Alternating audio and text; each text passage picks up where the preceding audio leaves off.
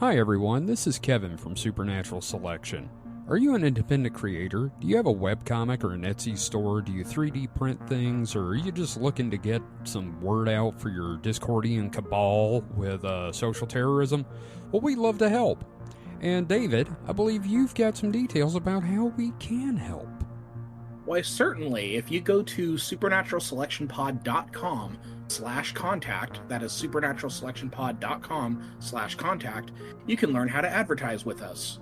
That's right. I believe the rate is $2 per episode. You can't beat that with a stick. Yeah, I mean, trust me, we've tried. Yeah, that's cheap. That's literally cheaper than dirt. Mm-hmm. And best of all, if you're not sure how to write an ad, we'll do it for you. We'll even record it. Absolutely. Just let us know what you need in the ad, and we'll be happy to do that for you. And again, that URL is supernaturalselectionpod.com/contact. And now, back to the show.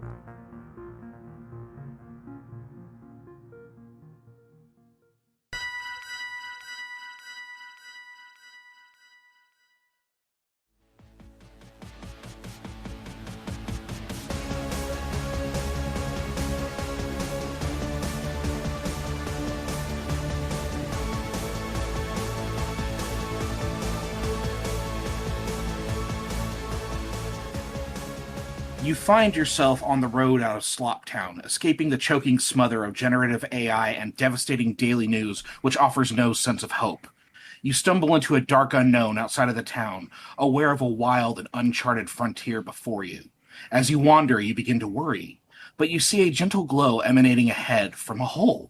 Inside, 4 strangers await you, greeting you, beckoning you into the warm embrace of the distraction hole. You are safe, you are welcome, you are home. Welcome to the distraction hole. And I'm your host, David. I am taking over again this week. Ha ha ha ha ha. And with me, as always, we have Kevin. Kevin, how you doing, bud? First off, the fuck show did you just introduce? Secondly, did you know this show has a camel? We have a camel here. It's an audio format. Prove me wrong, motherfucker. I've seen it. I've seen the humps. You've seen my camel. Oh, you've seen it all. Seriously, though, I'm doing all right. I've been, writing, but we'll get into that. Yeah, I'm sure we will be bringing up both our writing projects. Oh, yes. Also, as always, we have Mike, the laziest man on the podcast. How you doing, bud? Am I drunk yet? You doing good, bud? Yes. Okay, yep, there we go. Yep. This is standard distraction hole.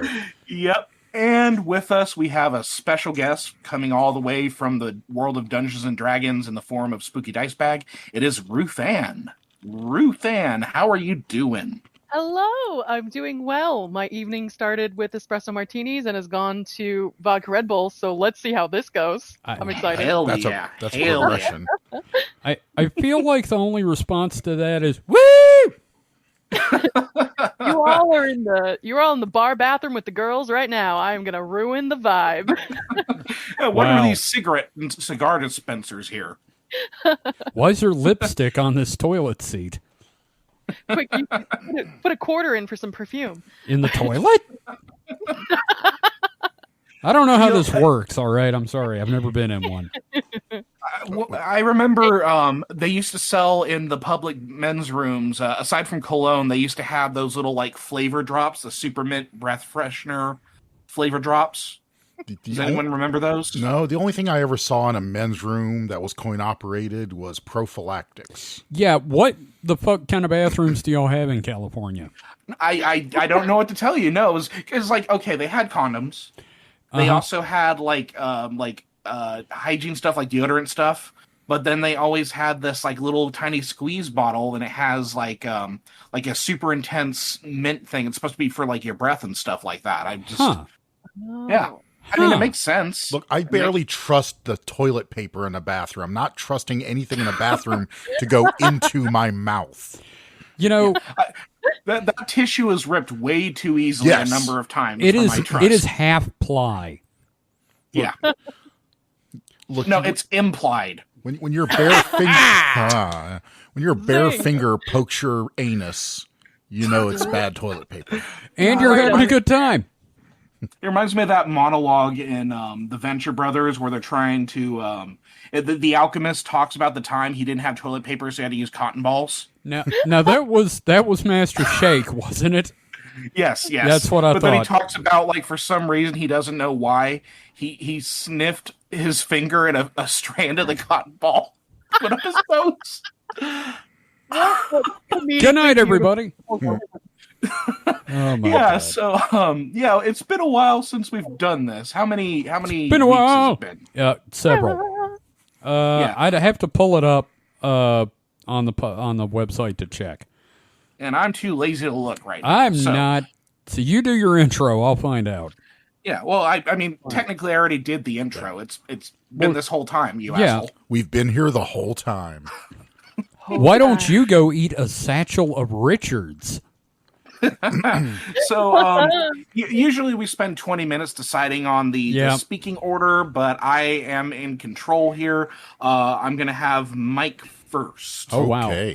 First off, before Mike does that, it was July 31st was our last distraction hole. A whole month and a half. We are going to make it a much more consistent thing, though, because we changed the way we're handling schedules. So I don't know. We'll talk about that later. I don't give a fuck. Anyway, Mike, you go. So what have I been doing since July 31st? Everything and nothing. Balls, yes. So in no particular order, I've been watching which reminds me I have to make sure the new episode's out, but My Dress Up Darling, season 2. Super awesome. Has any of you, I know Kevin hasn't, but either of you watched any of that? I just finished season 2 and I finished the manga. Damn, David. Damn. Yeah. I did the same thing with Nagatoro. Real quick, Ruthanne, do you watch the Animus? I used to watch the Animus, and I've recently tried to get back into it. So anything you have to recommend, I will absolutely get into. Apparently, Mike, pitch this to her. Pitch it to her. So My Dress Up Darling is a show. So the two main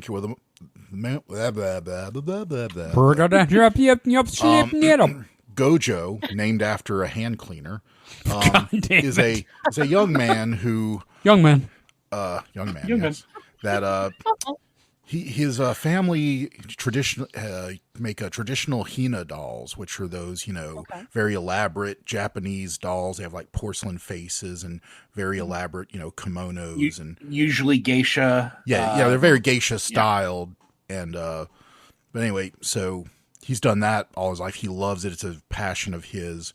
But when he was young, a friend of his, a little girl, said it was weird for him to like dolls so much. And so he has this whole complex about it. It seems like he really doesn't have any friends in the beginning. And one day he, I'm trying to remember. It's been a while since I've saw season 1 exactly how he was like, wasn't he working in the sewing room making something? Yeah. And Marin, the other main character, sees him there and that he can sew, and they kind of hit it off because she's a cosplayer, but she can't sew worth a damn. So they form this friendship of, him making costumes for her. And it's kind of like, showing you about the cosplay culture in Japan along the way. And wow. Yeah. And it's great. Like Marin's best girl and Gojo's awesome. He's a bit of a doof, but he doesn't fall into. He's a Chadley doof. Yeah, he doesn't fall into the traditional anime dude stereotypes. Can we get shirts that say Chadley doof? I love it. That feels fitting. Yeah. And similarly, Marin, she's very what's that? I can never say that term. The Garo, yes. Oh, the dark, tan, kind of tan with blonde the hair, blonde, very fancy, nailed up and stylish. She works as a model. Yes, she's also a model, but but she's also has a heart of gold. A heart of girth. Heart of girth. She probably should go to the doctor for that. The Mumby's curse is struck, and because when she sees Gojo working on his thing, he's immediately thinking, oh, she's going to make fun of me for this, And, she's like, oh, that's awesome. And, she likes anybody that has passion for what they do. And I love that. yeah. And so, and that's all, season 1. Season 2 seems to be like getting Gojo more friends, because pretty much they do have a couple of other cosplayers here and there in season 1. But really in season 2, they start throwing a whole bunch more, characters for him to like, have insecurities about, and then find out his insecurities were nothing to be worried about. And then the whole big thing of season 2 is like Marin dealing with her feelings. Oh yeah. In season 1, at the end of season 1, she realized she caught the feels. And Caught the feels. You haven't heard that before? Yeah. No. Huh. Oh yeah, caught the feels. Okay. And I don't think I think we know Gojo likes her. I don't know if he feels romantic feelings for her. He doesn't feel like he deserves it. So he's probably got a complex there, so he doesn't really, we don't see his, he's not like pining for her and like, but he's just, wants to be your friend and wants to be useful for her. And so season 2. Now, how far did you get into season 2, Mike? I have to watch the last episode because it just came out today, didn't it? You recall the energy drink scene. Yes. That is the funniest fucking thing. I don't feel like sleeping tonight. Yeah, so he what the fuck? So Gojo misses the last train to get back home. So he has to stay the night with Marin at her place. And he of course is having all kinds of anxiety about it, cuz sleeping at a girl's place for the night, that seems, pretty naughty and inappropriate. Yeah. And so they go to a late night store to get some stuff because, he doesn't have any clothes or anything like that. And so he's sitting there, he's thinking, he sees the energy drinks and thinks, well, if I don't sleep, it's not technically sleeping over. Therefore, it's not bad. And so Marin sees him. The fuck logic is that? Yeah, Marin sees him. 20-something-year-old logic right there. That's true. 17-year-old logic. That's true, though. I remember those kind of thoughts. And Marin sees him looking at this, but she sees past him, and he's looking at the, manly drinks, the vigor and stamina. Yeah. Oh, the kind that have Ryu nailing Chun-Li that you see at the Asian grocery store.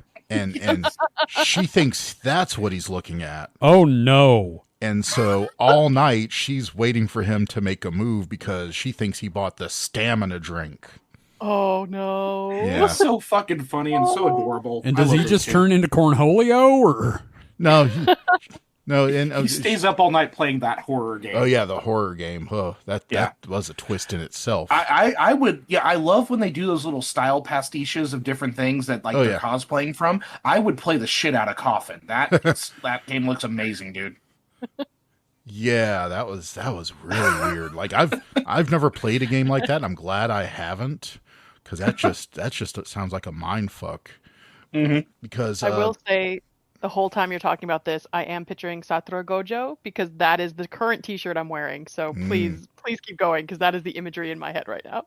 Oh, I see you're one of us then. Oh yes, I have a past. But yeah, so Coffin was funny because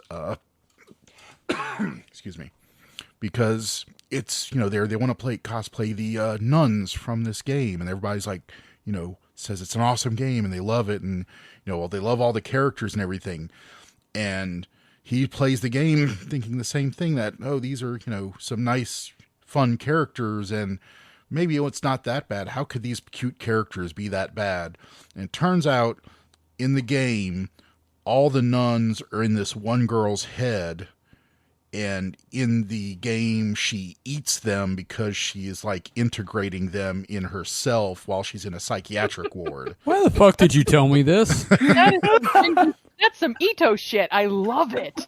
Yeah, it was just fucked up. And I could see why he would be the next morning be going, and then goes pukes. Okay. It's so fucking good. It's so good. In order to not make a move on a girl that likes him, he downed a monster and watched the horrors. Yeah, that's what I think it was like 2 monsters. Yep, it's 2 monster energy drinks and played horror games all night after she passed out. This sounds like you just described the film Gauge. I mean, probably. I'm sure he might have done that in his wayward youth. I'm pretty sure he did that while living here. Probably. Love it. Also, both the theme songs this season were just so fucking good. Yeah, no, they're already on my playlist. Mike knows me. I love me some anime theme songs. Bubblegum Crisis is the greatest thing that ever happened to mankind, except for the final countdown by Europe. So, other than that, been playing a lot of Space Engineers. Got back into that crack. I don't know if I'd been playing that when we quit. Who knows? And Space Engineers, think of it. It's stupid to describe everything in the terms of Minecraft, but that's it also is just kind of space. But Minecraft. that is Every game is shorthand. Minecraft now to a degree. Well, it's shorthand for a genre and a expected gameplay loop. Even Stardew Valley is a little bit of Minecraft. Fuck, we're getting Pokemon Minecraft. Oh yeah. no! Well, What the that fuck? seemed more like Pokemon Animal Crossing, really. Well, it's kind of like a blend of Dragon Quest Builders, Minecraft, and Animal Crossing, but it's got the Pokemon thing with the. It's a lot. Yeah, He's going to make a ton of money. it's fun. So much money. It's fun because you play a human, but you're not actually a human. You're a Ditto that has turned into a human. Or not turned in, but is assuming the form of a human. What the nightmare? Your fuck? character is I a think they got Pokemon. separated. I think they got separated from their trainer. I think Yeah. that's like the story here. Yeah, Good God! Anyway. but What yeah, an so, identity crisis. yeah. Jesus. So, but Space Engineers is it's a bit Minecrafty in that you do mine things and craft things, but you're building spaceships, so that's definitely not like Minecraft. I mean, you can build a spaceship in Minecraft. Not a With flying enough one. TNT, you can send yourself into orbit. Done that. well, this has You can just challenger yourself and never return. Oh Should I leave? Should I quit? man, I no, can go. no, that fits in perfectly. The 9/11 jokes leave. will start eventually. Never forget. I Just have, so you know, I this is forgot. the first time me and Mike have met. oh yeah. Yeah. Oh And, no, it's okay. We all remember tribute.mov on something awful. AVI, Oh, whatever it was. Oh, God. Oh, God. The lore. Only time. Yeah. But there was a mod for Minecraft I remember playing back in the day that added space, and the planets were cubes.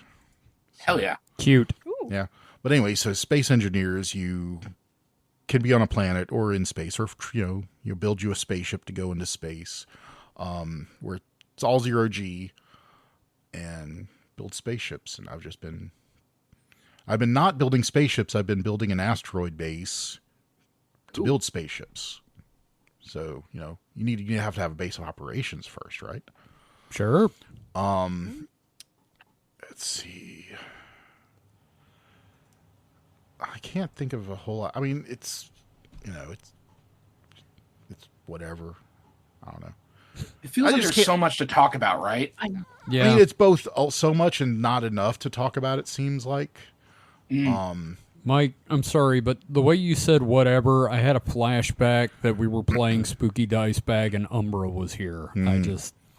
Sorry. But It's a very narrow window of people that are going to get that joke. We need to get Mike on. We need to get Mike's guest. Yeah. No. On a character. Um, Okay. So Mike, it's anime season, and a bunch of them have just recently kind of come to an end. What else have you been watching? So actually, I have not really delved into a whole bunch of. I have a bunch of them I've been wanting to, but none of them have compelled me to watch them. Like My Dress Up Darling. So luckily, I'll have a few shows to watch once they're done airing. Like there's the bowling anime Turkey. Have you heard about this? yeah. Tell them the twist on that one, because when you told me, I was really confused. So I as I've said on the podcast before, I bowl. I have I'm on a league and I have a team, and we're doing practice on Sunday with my teammates. And I happened to think about this, and I said out loud, we're talking about other sports anime, like, there's baseball anime and football. Tennis. And tennis and all that. And I was like, what? I wonder if there's a bowling anime. So I searched, and I was like, I just said to them, I'm like, no, there's not a bowling anime yet. It's coming out in a month. How synchronistic is that? So it's now airing. Maybe it's even, no, they've still got it. Looks like it has an episode left. But when I saw the first trailer for it, I was like, yeah, it looks like high school girl bowling anime. It's pretty standard. And then trailer 2 dropped, and I'm going, why do they seem to be like samurai and, why is this suddenly feudal Japan? Feudal Japanese dress and those white panels like they, set up in the field to like kind of make a pavilion. It's like, what's going, and she seems to be bowling in that. What's going on? And then, so I've seen the first 3 episodes. So I watched it with the two bowling teammates. Actually, we were hanging out. Shit. Just had nothing better to do. It's like, well, why don't we watch some of it? Some of it's out, and so they end up time traveling back to I don't know the exact era. I don't know if it's the During the Meiji era or shogunate, something like that. But yeah, it's sometime in the medieval Japan's history, and it's in the same place, so it's the same area they're in, and they're recognizing some of the some of the landmarks that aren't buildings, and they're in the past, and bowling. they end up like kind of right next to a battle that's going on, and a head flies over and lands near them. And we're just like, okay, these poor girls are like scarred for life now. Like, I'm sorry, did they bowl so good somebody got a ball to the head and got isekai'd back into time? no, they were bowling at the bowling alley. Well, 2 of them were. They were having like a little contest because one of the girls wanted to quit because she didn't think the team captain took it serious enough. Because it seems like the team captain seems to choke at certain points in her game, like, and I think it has something to do with her parents, but so far it hadn't been explained yet. And it won't. They're back in time now. But she kept Future choking. rules. Well, they get back because so it started with it started with the ending, like there was a clip at the beginning that was from after they get back, so we know at least one of them gets back. Oh fuck! They lose people in the past. Who knows? Look, They gotta fix the bowling team in the future. Yeah. look. You're telling this, and I just keep thinking Russell T Davies never should have come back to Doctor Who. But so anywho, so they were having this roll off because it's like, okay, if you win, I'll stay on the team. If I win, I'm out of here because you're just not taking it seriously. And so they're doing it, and the team captain chokes again.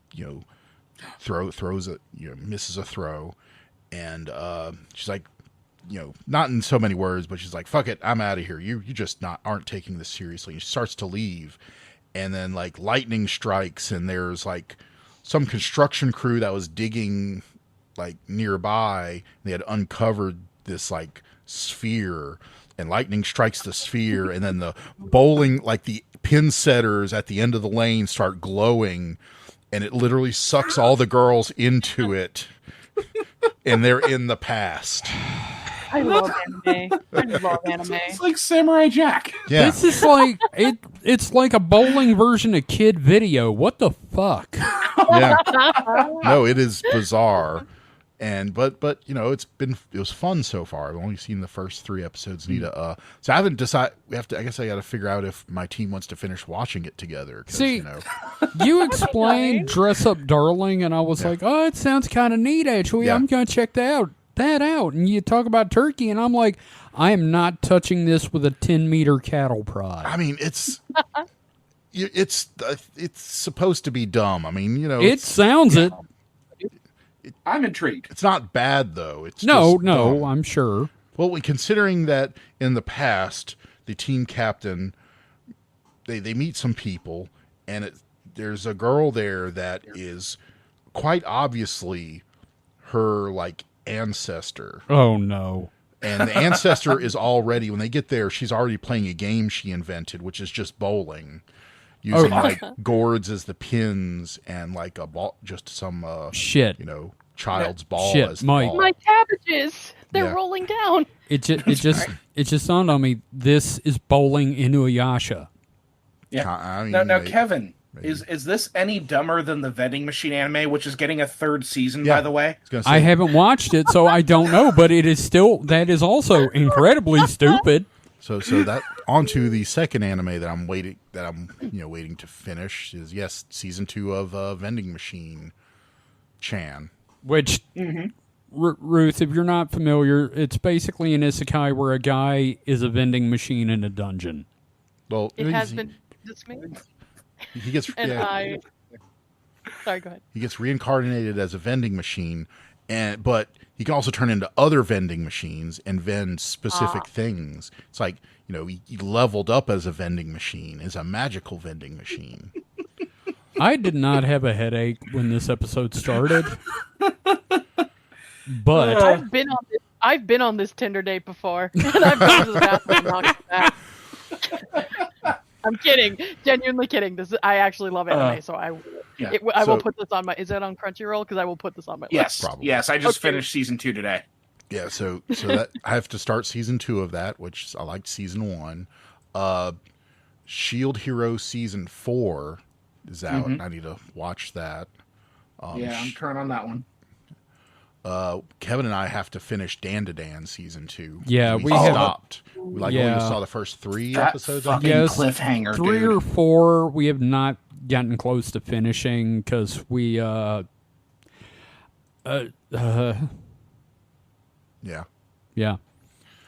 Just because one of those things we just never got back to. Yeah, I'll talk about why I haven't watched anything in a bit.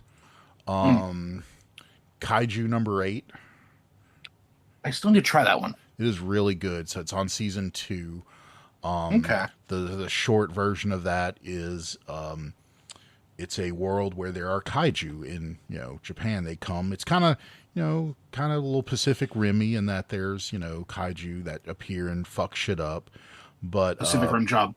Yeah. God damn it. But instead of having giant mechs, they just have people in strength enhancing suits, and they just part of the army, I guess, and go fight them.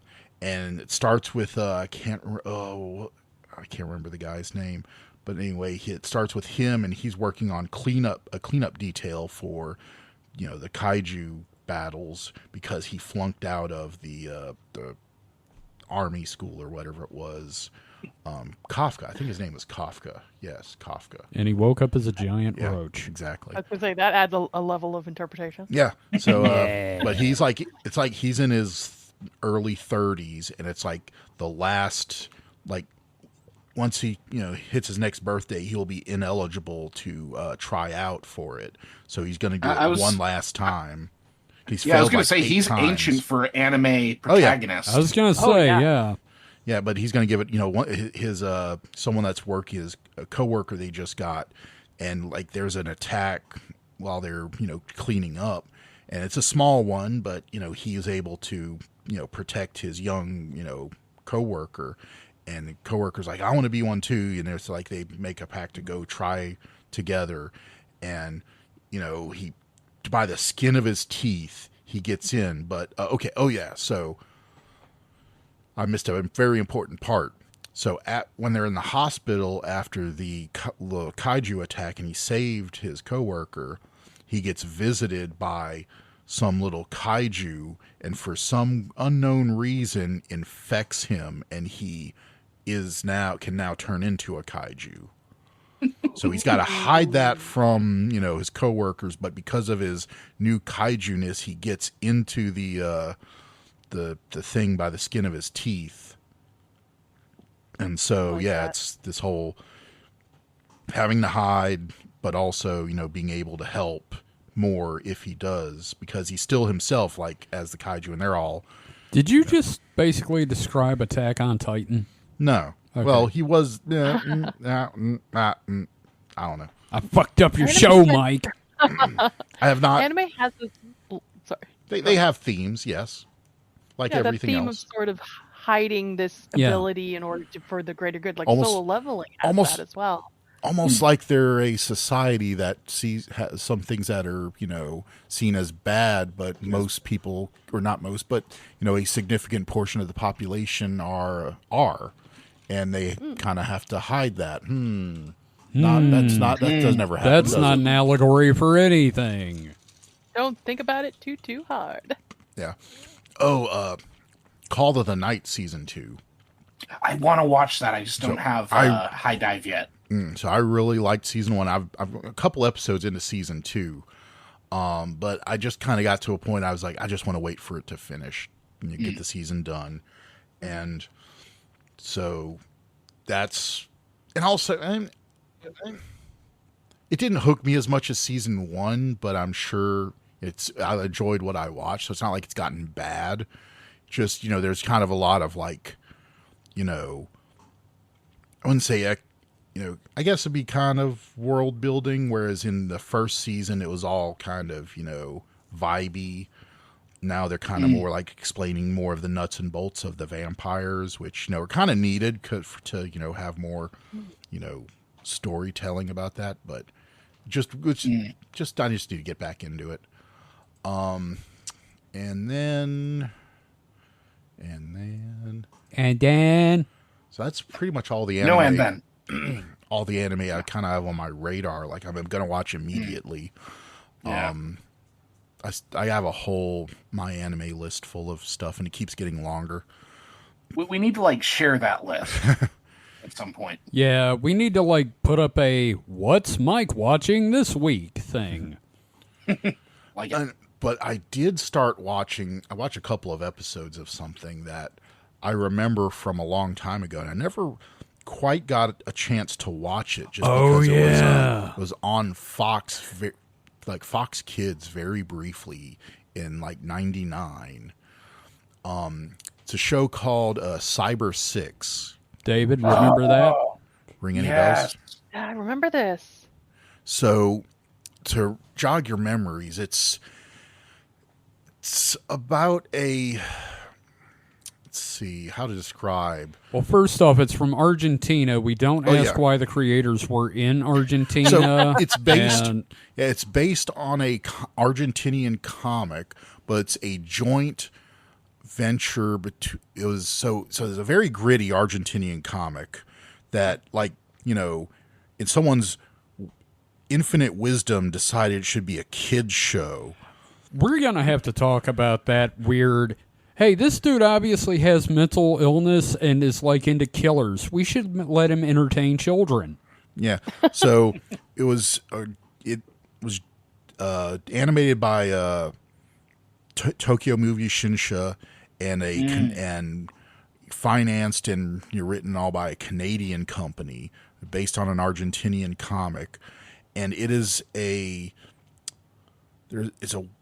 the main character is a woman that's dressed in a black cat suit with a cape and a fedora.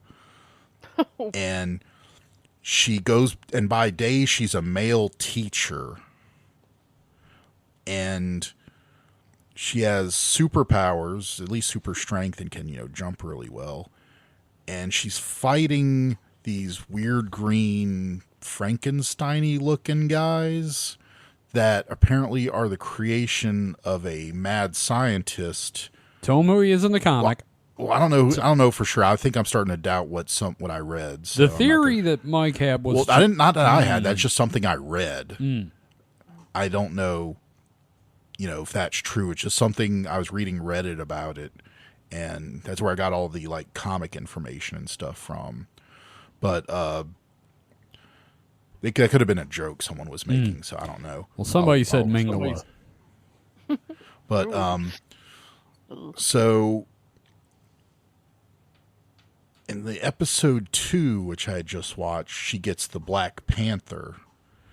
And it turns out the Black Panther has the brain of her brother in it. Wild twist. But I'm also wondering, is this her body, or is she a little boy that the guy, mad scientist, put her, brain into? Yeah, it's very, very bizarre, very dark. Today So on ahead of Fox its time. Kids. Yes. Yeah, it's buck wild that this was. I'm guessing they saw it and thought, hey, this looks like Batman the Animated Series. Let's put this on. But and the style is so cool. Oh, yeah. Like, It it's very is good. so French adventure comic. Yeah, this very has a lot of like Tintin vibes. Like it's weird. Like the body hair on the guys is like very large, like rectangles. It looks kind of like they're just covered in confetti or something. It's I weird. remember that. Yeah, yes, this is for kids. Am I remembering correctly? This is very like the shadows are very prominent. Oh in the yeah, animated- yeah. Yeah, there's a lot of the nighttime stuff is very Ooh. Batman-y in that it's dark and lush and yeah. It kind of reminds me of Jackie Chan Adventures. I'm looking at the A bit. the yeah. blonde guy, and he looks like an that's extra right out of the, Jackie Chan Adventures. Co-worker at the school, and Yeah. I don't know. I mean, I'm like going. So in the first episode, when they have him see the lady running through the night, he just starts chasing her. I'm like, because she's chasing one of these Frankenstein-y looking guys, and he starts following her. It's like going, dude, are you that hard up? I mean, you just saw this like night lady, and you're just starting to pursue her. Night Lady, the crime-solving lady. Yes. With the bear mace in her pocket for when guys pursue her. So, God damn it. Sorry. No, it's great. That's fair. And also in the first episode, like there's a part where, she's in her, man teacher guise and is changing because she has to go save the dude, the blonde dude, or help him or something. I can't remember exactly. But anyway, she like pulls her tie off. The focus gets very soft. I'm like going, I've seen anime like this. That's porn. It's like that very soft focus. I know exactly what you're talking about. I was just like going, this was animated by the hentai division. Yeah, and somebody's this is for standing kids. somebody's standing behind them with a ruler, whacking their knuckles every time they go too far. Yeah, it's just so bizarre. But I'm definitely going to watch more. So apparently, there's one season of it. There's 12 or 13 episodes.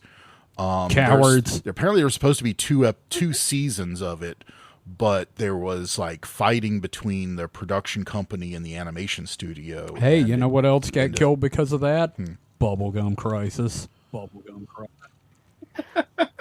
Just saying. I thought that was more because the director producer guy kind of like had some problems with the Yakuza. Mike, let's not bring up who brought the Yakuza in. Well, considering that the Yakuza showed up to the UMEX offices and demanded their cut, and when the police showed up, they had to like run away. And then the guy went into hiding. And then died.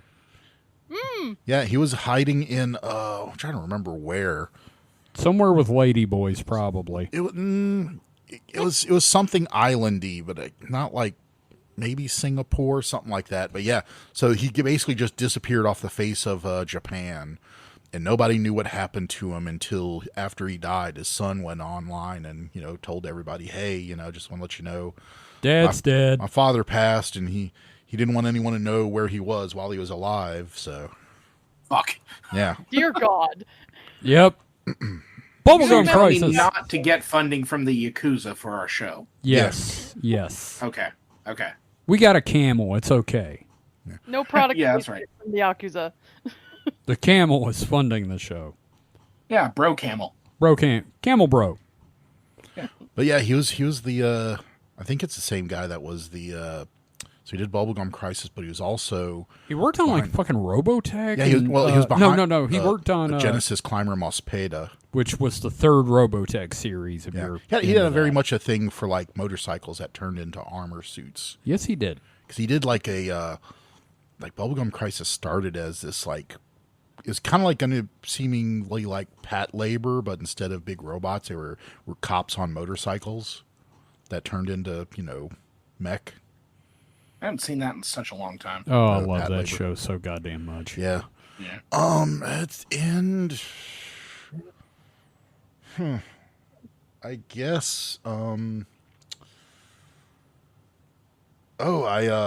went to a Weird Al concert in Houston in August. Yeah, fuck you. Ooh, how was that? Other than probably amazing. So it was great. It's the third time I've seen Weird Al in concert. Hell yeah. And his opening act was pretty cool too. It was a Puddles Pity Party. Yes. Yeah, he's so good. I've never seen Puddles before, and I never really knew of Puddles before, but so that was pretty cool. I mean, it's Weird Al, it's seeing him in a concert. But going to Houston and doing stuff there, I really like big cities. Like I grew up in right near New Orleans, huh? You like big cities and you cannot lie. Oh yeah, other brothers can't deny. But and so just having a bunch of stuff to do there. Like we went to Micro Center. Like I'm glad there's not a Micro Center nearby, but I'm also sad there's not a Micro Center nearby because I would be very broke, but I'd also have a lot of electronics. So, and just the comic shops. Like we only have a few little crappy comic shops here that mostly center on, card gaming because that's kind of like their bread and butter. They can't make enough money actually selling comics and other stuff. So going to the comic shops there, they had a cidercade, which is, there's a giant warehouse full of free to play or, after admission, free to play arcade games. And you could just buy cider and pizza and play all the games you want. Like I was overwhelmed. I just was literally walking from one end of the place to the other, looking at all the games, going, "What do I want to play? Ooh, I could play that. Ooh, I could play that. Ooh, I could play that." That's so cool. Hell yeah. Now, what did you manage to narrow down into one? I played several things. Like they had a. So Darius Twin is like a shooter, space shooter, side scroll, right? Side scrolling. I used to play the Super Nintendo one, Darius Twin, all the time. And so they had the giant, I think it was 4-player dual screen sit down cabinet. So you kind of like slide in and, there's just giant two screens. They're kind of angled too, so they kind of not quite wrap around you, but they do come out like that. And unfortunately, a lot of the games, they had like broken controls and stuff. Like I had to start playing on player 1 and that one, like one of the buttons didn't work. So I had to move over to player 2. And, but that was pretty fun. Got to finally see, Killer Queen. This is an infamous, I remember reading about it when it first came out. It was heralded as the highest multiplayer arcade game, whereas you have like Turtles in Time with 4 players.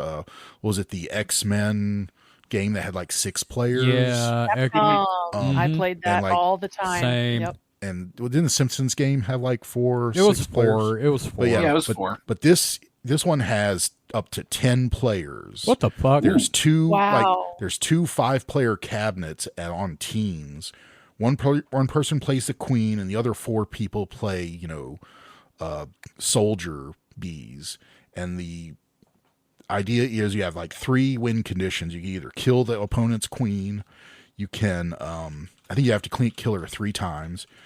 You can guard the snail. The snail like just has a slow progress across its little track, and when it gets to the other end, you win.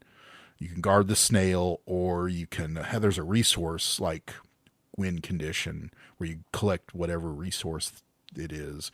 But yeah, so it's just it's like a giant 55-inch TV that 5 people are on each side and playing. So it's pretty cool. Oh, that sounds fun. Didn't get into a big multiplayer game. It was just me playing the queen, playing against someone else playing just the queen. But it was a pretty cool setup. And they had 2 of those, so they had one on one side, one on the other side. Oh wow! They also had one of those. That's 20. Well, no, it's 2 10-player games, so you couldn't. So it's 20 players. Well, that's so cool. Yeah, they had one of those the light up floor games. Have you seen those online or anywhere? Where they're like a bunch of colored light up squares in the floor and like stepping on them, and you play different games with that. Like, oh yeah. I'd seen the kids like doing that and never seen one in person before that. So that was pretty cool. My mind just goes to Dance Dance Revolution, and that takes me to a dark time. They had lots had plenty of DDR cabinets. Always, you can hear Butterfly without losing your mind a little bit. There it is. Yep. I never knew any place here that really had DDR. Because around that time, all of our arcades were kind of like gone. Like the ones in the mall had disappeared, and they weren't. I'm trying to think. I only think if I wanted to play arcade games, is there anywhere I can go? I don't think there is. Like there are some places that just have a couple, but there's no real arcade around here. But I did play a lot of. There was like a computer version. I can't remember what it was called though. But you played with the arrow. Stepmania. Yes. Was that it? Yeah, where it's the computer version where you can like upload songs and yeah. That's right. That's what it was. Yeah, and I played a lot of that. Stepmania. Yeah, because you could like hook up your own pad to it and stuff. But I never had a pad. I just did. Well, and that and like getting like songs you wouldn't expect in a DDR game, because I remember I had like a whole bunch of like Flogging Molly ones. Yeah. Oh my god. Yeah. So good. Playing all the custom songs. Yeah. Sorry, were you doing like Irish tavern songs, flogging Molly style on DDR? I had ended up, because this was like in high school, I had ended up downloading because I knew a few people online, so like these big packs of just like different Stepmania files where all you have to do is like upload the MP3 and then the Stepmania files for the steps. Yeah, and it was one of those things where I'd be in the high school computer lab and I would just be playing on the keyboard. I love that. Yeah, because this had to be around like 2001, 2002. Because I know I was working for Millsaps College at the time. Yeah. I knew where all the DDR machines were in town. I played a lot of that. Like I'm a Husky guy, but I could play DDR. In fact, like people would give me quarters to watch me dance, which I don't know if that was complimentary. You were a trained chimp. I was like Bobby Hill. In that episode of King of the Hill where they go to Japan. Oh god. Oh, honey. Yep. Hey, it was free play. I'm not giving up that order. I'm not giving up that machine. No judgment here. I'll judge. Similarly, makes sense. You couldn't get Kevin on a DDR machine if you like gave him free tacos and a gun to his head. Nope. I could do Paranoia on hard. I would just be dead. Oh shit! Yeah. I guess I'm done. Like I think I'm kind of tapped out. No, that's fair. I mean, it's been a while since you've had the release of the Distraction Hall. And... Yeah. No? Yep. Do we want to take a break and then come back? Well, okay, yeah, that sounds good. We what was that, Mike? I don't know. I'm just saying, whatever we're doing. Folks won? Oh, and it's almost time for podcast cheese, isn't it, Kevin? Yeah. I bought some charcuterie cheese and crackers. You got a craving for the cheese. Right? I gotta go charcuterie. I know what you are. I got charcuterie. It's in your contract that you need to have at least half a charcuterie board for us to continue. And I gotta feed the camel. So yeah, bro camel. Anyway, so we'll go ahead and take a break. We'll be back in just a moment.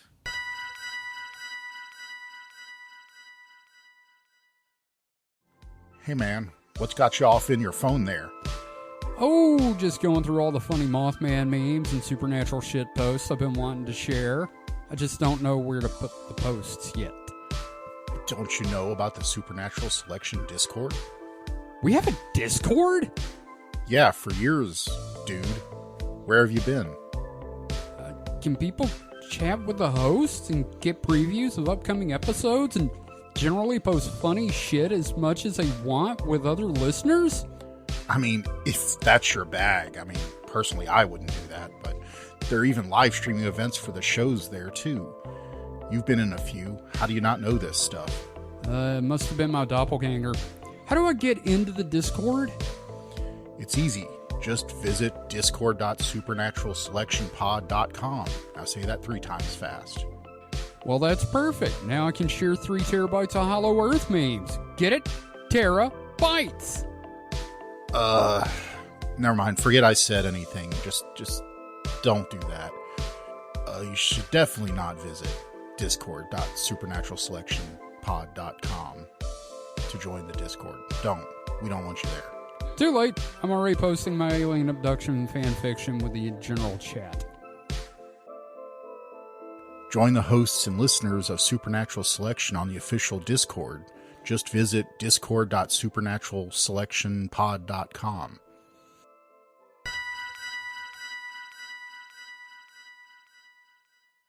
Mike, are you a pickle? No.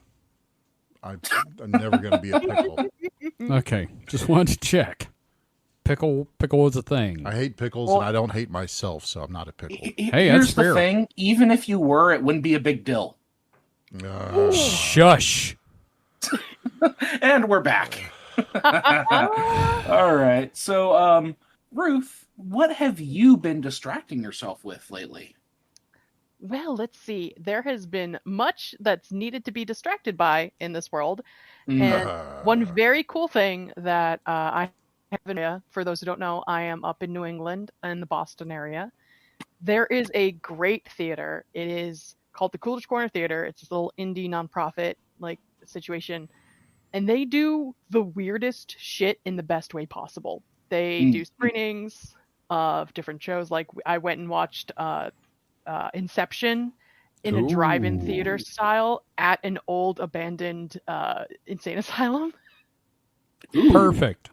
It was exactly as weird as you wanted it to be.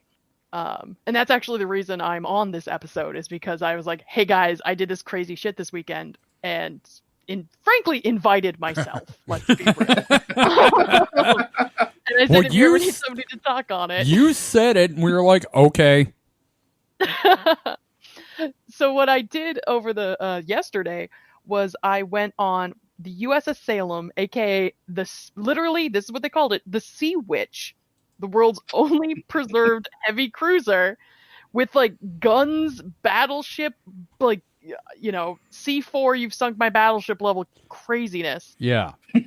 and watched the 2002 epic Ghost Ship, and then John Carpenter's The Fog from 1980 double feature. So fucking good. It is truly, that's such a phenomenal film and such a whiplash between the two. Mm-hmm. It is quite the experience. The Coolidge is great for doing things like they always do every Friday the 13th. They put on, quite as referenced, different double features of the Friday the 13th flicks at Rocky Woods Reservation, which has a big lake next to it. Oh, it is. I truly want all of you to visit up where, when you can. I will host you. You can stay in my home, and I will take you to these shenanigans. I do want to head to like Salem for sure. Like that's something that's on my bucket list. So, you will see me out there at some point, me and Holly. So, please do. We'll take you up on that. Yeah, 100%. Salem, please do not come in October. I will say this. I can imagine. Yeah. It sucks. It sucks so bad. Come in November. Everything has dropped in price. Everybody's gone. It is worth it. Otherwise, we literally had our governor say, please. There's no parking left. There is no parking left. There is nowhere to park. All the parking is gone. There is no parking. Take trains, planes, no automobiles. It is so. All the closets are full of brooms. We damn so many vampires. Every closet is now a broom closet. You don't have a choice. They're just there. We didn't even buy them. We just woke up and brooms fell out. Some sort of fucking rat with a big pointy hat directing them around. Okay, I was picturing the rat from the Reject All Tobacco commercials, and then I realized you meant Mickey Mouse. It's not funny. Oh, Kevin's closer with how fucking Boston, it's close enough to Boston to have that fucking edge. It's like Mickey Mouse, but with like a Donnie Wahlberg accent. How do you like them apples, huh, bitch? Oh my goodness. But what they did is, so the Coolidge Corner, it's this great, there's the art, this Art Deco theater built in like 1906. It's beautiful.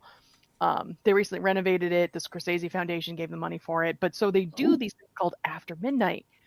All of this crazy shit.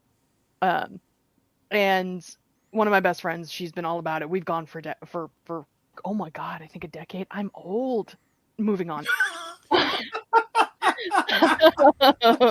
You just don't even see the look on my face. Oh, you're old. You're old. Excuse me while I take my Geritol. I've been unwrapping Werther's on mute for hours. I remember when my grandfather first shared with me one of his Werther's originals. Amazing. But so this ship, I guess I can't say boat. They told me that it's not a boat; it's a ship. Yes. Punk and call it a boat anyway. It's a fucking boat. It's an airplane. What are they going to do? Fire out of the cannon? I'm pretty sure when I set foot on that boat, when I bought the ticket, I think I'm now actually in the Navy, according to the government. I don't know. I'll find out later. I think I enlisted by accident. I don't know. So it's fine. It's fine. But this, it's called the Sea Witch, and they have been doing ghost tours recently. And I know they've been doing ghost tours on this ship every Saturday. I definitely need to do it at some point, and I really want to. But Coolidge reached out. I know their producer for the After Midnight's Mark. He's an amazing dude.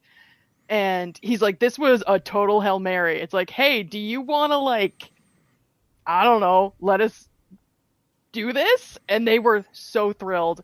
And the curator of the historic museum that is attached came on, and she gave this beautiful speech. And then this group of 60 fucking nerds, she goes, how many of you own a boat? And not a single hand was raised. In this fucking economy? If she had asked, how many of you own, I don't know, a vintage 1950s projector, maybe she got 2 or 3, but not both. How many of you have pool boys? How many of you brought a Porsche to this showing? No one. How many of you have I seen at the country club? How many of you have eaten something deep fried lately? Hey, and then we all scream. She recoils in disgust. So it was quite an experience because it was also a beautiful night, and I'll send some photos to you guys if you want to put them on the Discord or not. But it was just a very weird and wonderful experience to be underneath what is terrifyingly large guns. And then, did Cher show up and do the "If I Could Turn Back Time" video, or? We did in fact have to have a safety briefing, and one portion of the safety briefing was nobody could do a Titanic, which was just arms out front of the bow. Yeah, they frown and no on sharing. No sharing. Just when we did Holly's birthday, we went to a drag restaurant called Lips in San Diego, and they had this brilliant Cher performance, and everybody was on their feet. It was fucking amazing to back time, with the leather and everything. Oh god, so good. That's funny. I love a good drag performance. Mm-hmm. but so they so it was great. It was a good atmosphere. They showed the beautiful pinnacle film Ghost Ships from 2002. Jesus Christ. Any of you seen this horrible? I've seen clips. It is terrible. That is enough. It's so good. Mike, it is so good. Yeah. Mike, imagine if Asylum had a slightly larger budget. Okay. My God. Not just slightly. Here are some of the people involved. Desmond Harrington, who's on Dexter. We have Julianne. Marlies? She's won Emmys. she's won Emmys. She's won fucking Emmys. You know, Jamie Foxx did the movie Stealth, so I mean. Gabriel Byrne is in this. 2 Emmys and 2 Tonys. Usual suspect. Wait. I'm thinking of David Byrne. I'm sorry. I was just like, he's up to... Wait, Talking Heads guy? And then Carl Urban is also in it. You could just Carl Urban's in everything. I mean... And the world is better for him being in everything. No, I'm not arguing that. I mean... Oh, 100%. Yeah. My morals are questioned every time I watch him on The Boys. I'm like, am I a good person? Yeah. I'm not, but I'll enjoy this. Yeah. It has one of the most iconic opening scenes of probably any of the early aughts horror films, which is just devastating, gruesome, and ridiculous. I guess spoiler alert for something from 2002. I don't think you have to worry about spoiling people on the ship. Yeah. I think you're good. I don't think it's going to shatter anyone's, good day. It's like, if we got an upset email about spoilers for that movie, I think that would make my day. I would read it on the show in character if we did. It starts with a beautiful lounge singer, which is clearly they couldn't get Selma Hayek, so they got the next best.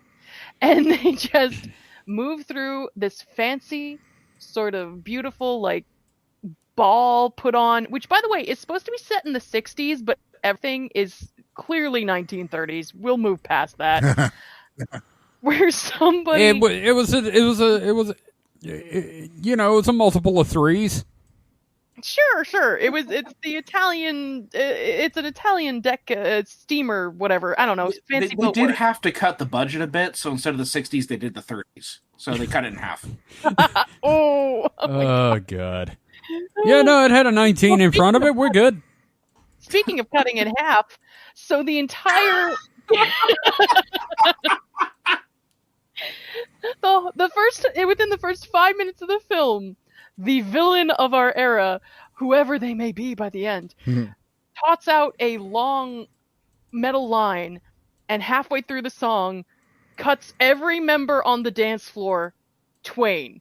They are, their heads, their bodies are on the ground, and our one survivor is the slightly shorter child. Oh, they what need to the splice fuck? that scene together with the scene from Three Body Problem. Where they cut the boat with the...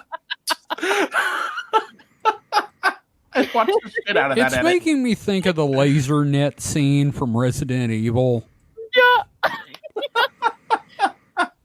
And I gotta say, is anybody else here a horror nerd, like the early aughts horror nerd? A little bit. No, not me. No, okay. David's David's lying. Was he is a fucking liar. Yeah, I'm horror fanatic. So, look, have you told her about the Chucky thing? When your parents get you the My Buddy doll? Oh yeah, the Cabbage Patch Kid. Yeah. Oh, that was it. One of my favorite movies as a toddler was Child's Play. Consider this for a moment. Yeah, and some of my first words as a toddler were the soul transference spell from Child's Play. So my parents came out to find me on the floor with my Cabbage Patch Kid doll, doing the "Ah Due Dembula, give me the power I beg of you." Oh my god! I'm a little freak. I love it for you. Yeah, my first words were "daddy," not some horrid chanting. True story. My first word was "why." Good. Why am I here? Which is a whole existential situation. God. Mike, do you think anyone's first words were just, my God? I mean... Put me back. Put me back in, Mom. I just... Ew. No, not like that. Just like, I don't want to be here. Did I ever tell you all my sister's first words? No. So, my mom was in the grocery store with my sister sitting in the shopping cart up in the little child seat thing, but it was the 1960s, so it probably had like rusty razor blades or something. And she's going through the grocery store, and my sister just starts going, nanner, nanner, nanner, nanner, nanner, nanner, nanner, nanner, nanner. And my mom was like, what the? I think the child's defective. So, anyway, she stops, and she keeps going by, and she goes through produce again, and my sister starts going, nanner, nanner, nanner, nanner, nanner. And my mother realizes it's the bananas. We're passing the bananas. Your sister was bananas. My sister's first words were nanner, so... That shit is bananas. B-A-N-A-N-A-S. There's no B in what my sister said. Anyway, continue. Tell us about Ghost Ship. Tell you more about Ghost Ship. I will pull you out of the world of Ghost Ship for a moment to acknowledge, while we were on this military ship that is also historically, a historical museum. They dragged a rope across the deck to try to kill you all. They should have, frankly. We were keel-hauled. I would not have been surprised if suddenly the anchors were pulled and we were all part of service. It's goodbye. We're going to the Chinese Ocean. Well, that's a problem because there's only about a 12-pack of Diet Coke left, and then I'm done for. They come over the loudspeaker. All right, we're going out to international waters for monkey knife fights, but we don't have monkeys. So everybody grab a knife. Ook, ook, motherfuckers. I love these volunteers because these sweet men who are clearly just history nerds or veterans were like making hot dogs for us to buy, and like we were helping at the concessions, and watching them watch us laugh at these gruesome murders was absolutely horrific. They did not know what to expect, except the curator woman who asked us if we owned boats loved it. She loved everything about what we were doing. I love her for it. And I think what she loved most was the fact that we continued to buy hot dogs. You laughing at the murder in Ghost Boat or whatever it's called just reminded me. You remember? It's now Ghost Boat. Okay, do y'all remember Hereditary? Yes. Classic. When the girl's head came off, did anyone else laugh like a maniac because they thought it was the funniest goddamn thing they'd ever seen? Absolutely. Okay. 100%. Okay, because there's a lot of people that are like, oh my God, that was shocking. I was like, really? I thought it was fucking hilarious. It's still shocking, of course. Sure, but like you see it coming. I just remember turning to... She sure didn't. But... I just remember turning to Gage going, you didn't tell me this was a comedy, dude. It's a lot like Weapons in that regard. Oh, Weapons is the funniest fucking movie, and it's a horror movie. It's the funniest damn thing. It is the longest Whitest Kids You Know sketch I have ever seen. Like, they even have a reference to the hot dogs. I will get to see it soon. Yeah. I made people promise I will watch it with very little info. There is a sketch the Whitest Kids You Know did where a guy's talking to his doctor and it's like, how many hot dogs would you say you have in a day? In a day? Maybe 7? Jeez. And there is a reference to that in Weapons, and I will leave you to it. How many hot dogs do they sell that night? An upsetting amount of hot dogs to me alone. I should have been cut off. 7? Did you have 7 do Roots? You dare speak the number of hot dogs you had that night? Listen, it wasn't double digits, but it was close. Holy shit! You're more hot dog now than human. You're just watching people die on a ghost boat, and you're just down in hot dogs. I'm gonna call you Costco. I'm gonna just start calling you Costco. Don't, because no. you are full of hot dogs. No, that seems utterly sexual. I'm sorry. I'm sorry. Too many hot dogs for one woman. I'm gonna have to talk to Adam about getting like a hot dog scene in the game. Just after it starts going into eating hot dogs. There was one moment.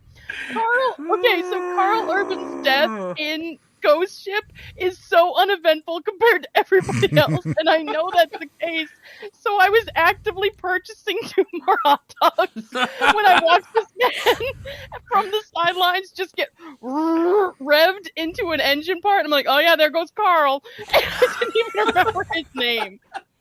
Oh, God. What the fuck? I truly, and my best friend was with me at the time. She's a gem, and she's sitting there waiting for me to come back with, frankly, Mike's setting amount of hot dogs, and we lock eyes in that moment, and she just sees me dripping with a ketchup hot dog, just going. Hey. And I think we questioned 20 years of friendship in that 30 seconds. Can I just say that, David, if this episode is not called An Upsetting Amount of Hot Dogs, I'm writing it down now. Please do. No. I haven't even gotten to the fog yet. Anyway, that was Ghost Ship. It ends in the most ridiculous way possible, which is a necessary.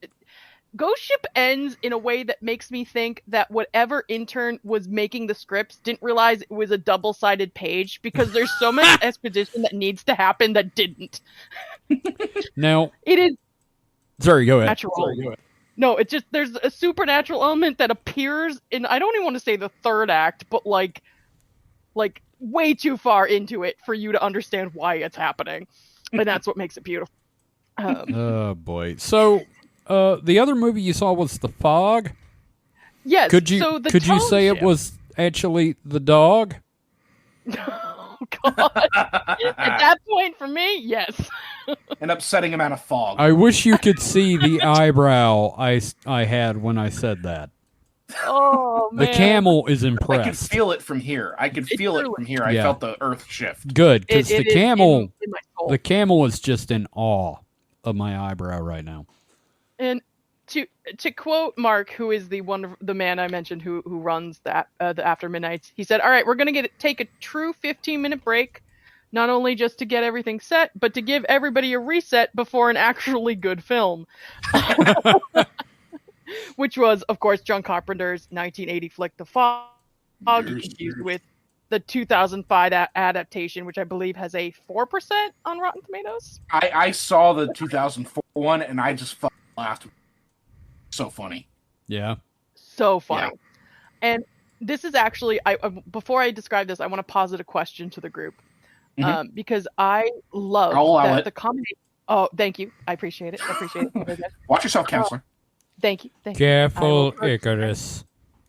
And this can be thought upon. It does not have to be answered now. They always do a wonderful job of doing, they do 2 films at once, of combining them.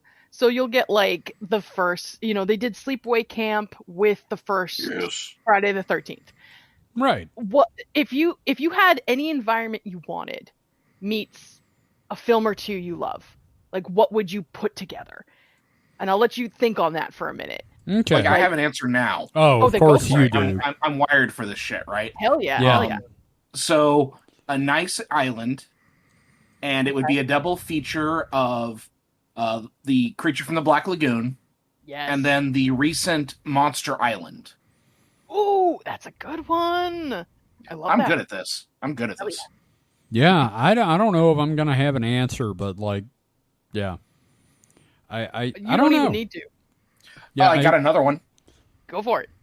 Old Toy Factory, Child's Play 2, and Puppet Master. Oh, wow. Yeah. You are winning. You are winning at the point that there is an old toy factory that's been shut down near me that I might need to talk to you later. That I'd be like, can I tell them about that idea? Do it. Do it.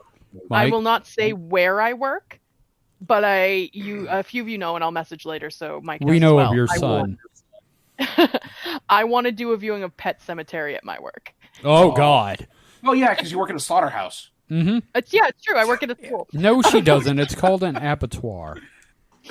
The Last Airbender. Yeah, Mike, you were gonna say. Mike, I was gonna say a cruise ship at sea. Gonna show the Poseidon Adventure and Speed 2 Cruise Control. Yes. Oh wow. So good. Love that. I love that so much. But we on the ship we saw The Fog, the 1980s John Carpenter classic. Adrienne Barbeau, she's a fucking sweetheart. So the Coolidge Theater gave her an award about like they said 7 or 8 years ago for just like philanthropy and all that sort of thing.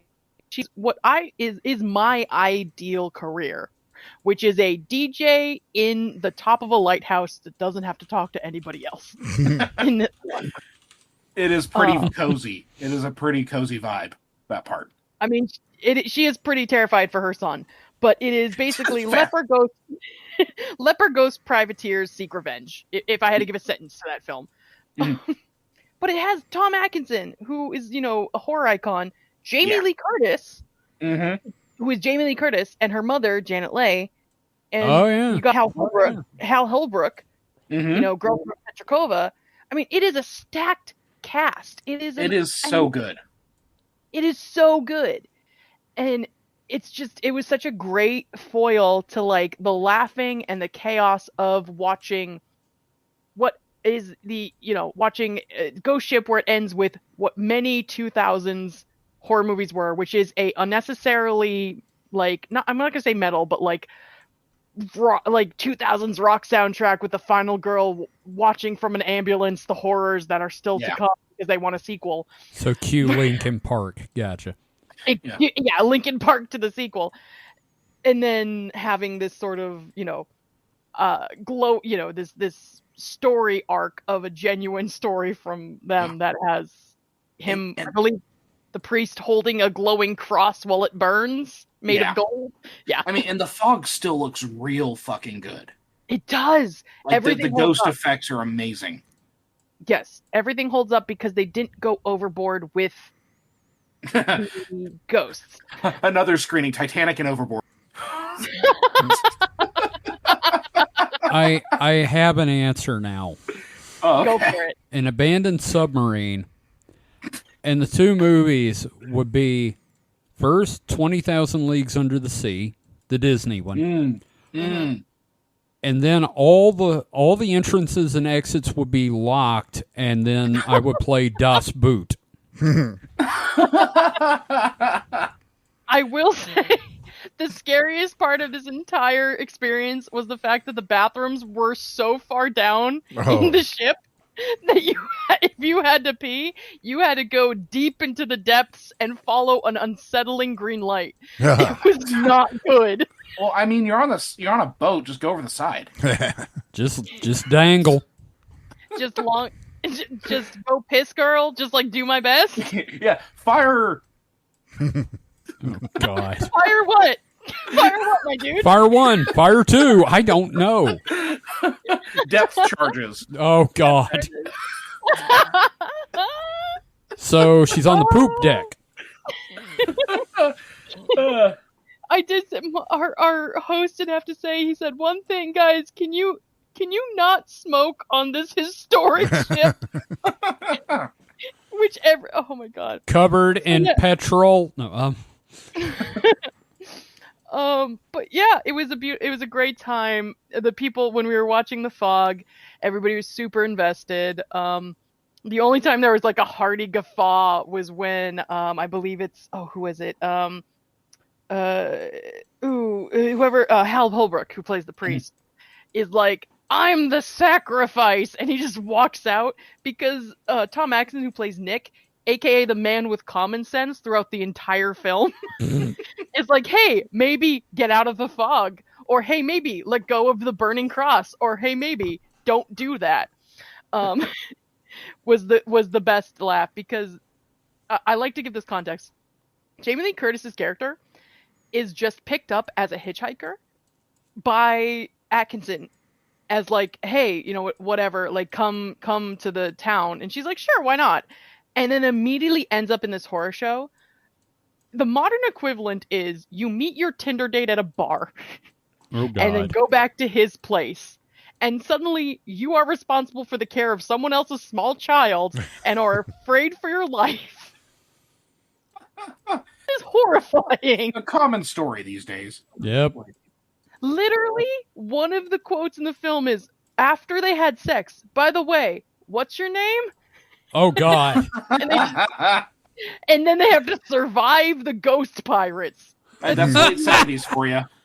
That's the late 70s for you. So that Are you talking about The Fog or Scooby-Doo? That was I was talking about my last weekend at the bars. Yeah, so I meant the ghost pirates part, but yeah, okay. I have some other stuff I've read and watched, but I don't want to take up everybody's time. But that was my last the other night, and it was very fun and very crazy. So if you want to hear about some Lovecraftian style books or my obsession with the West End production of Next to Normal, we could talk about that another time. But yeah, I mean, if you want to drop some of those book recs, I think that'd be good. Always recommending books to people. Sure, I'll try to do a speed run. I am a big. Let's see. Let me pull up what I have here. The one that I'm currently reading now. I need to give a caveat, and I want it to be a bummer caveat. But I was very, very sick in July. I'm fine. I'm doing great. All's well.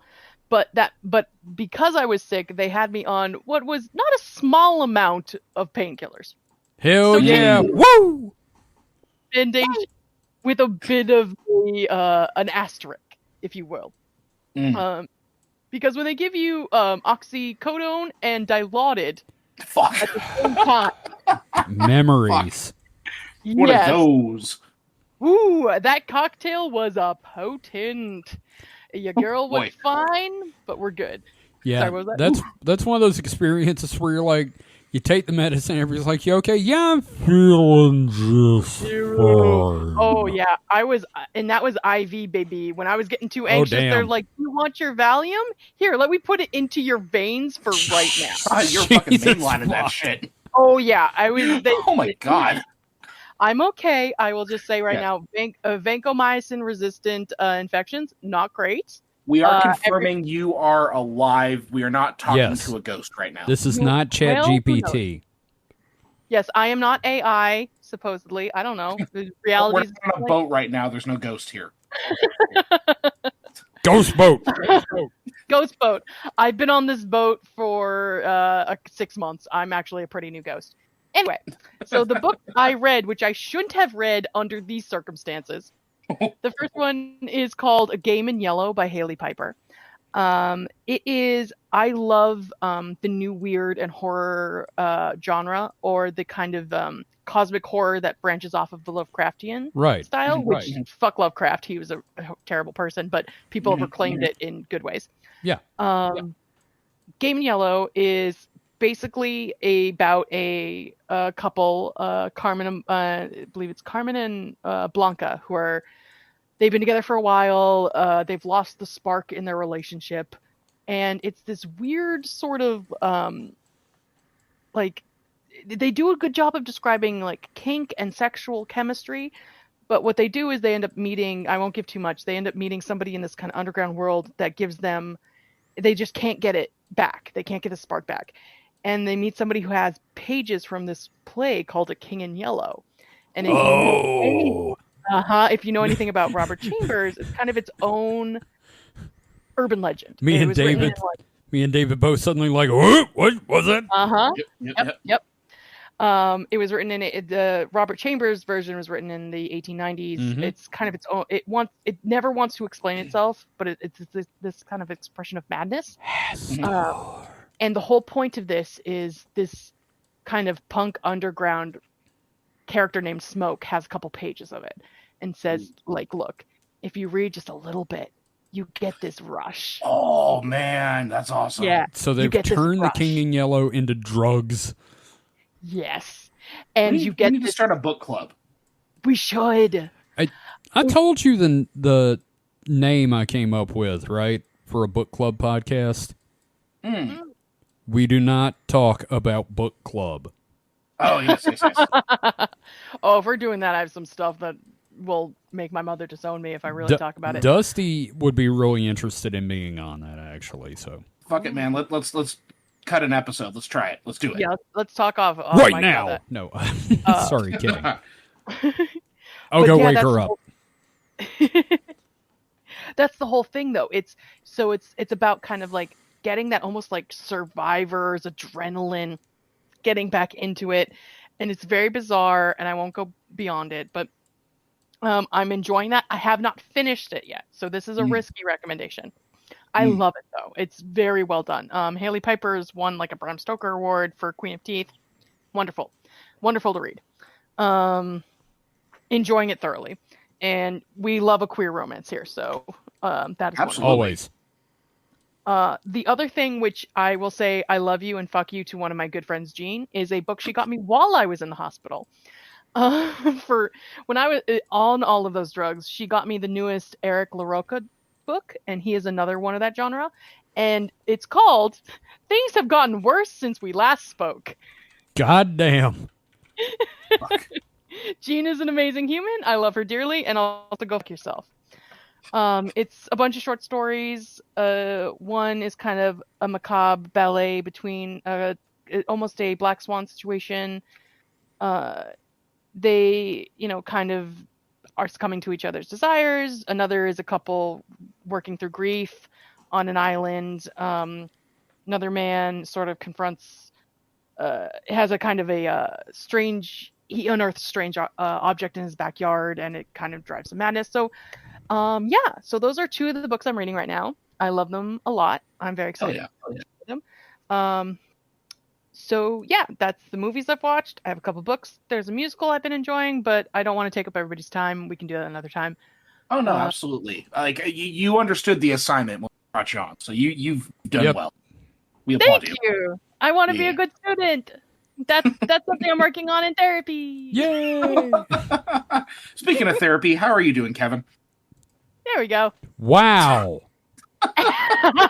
Once again, eat a satchel of Richards, David. I love you so much, man. I love you so much. Bet. I'm you sorry. just love my doggy style. It's anyway, so good, are we going into me good now? Transition. Are we going into me? Going to okay.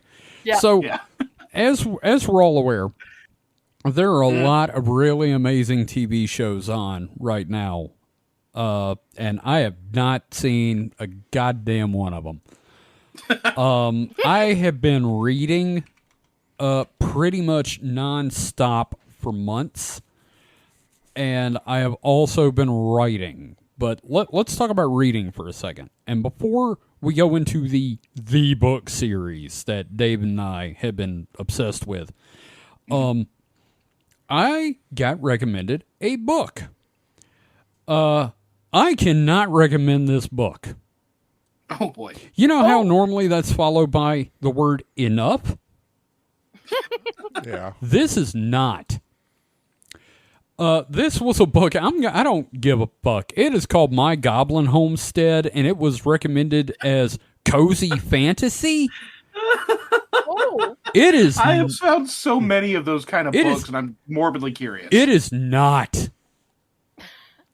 You know how? Okay, let's get real for a second. All right. You know how when you meet somebody that's like autistic and they'll be like really into one thing.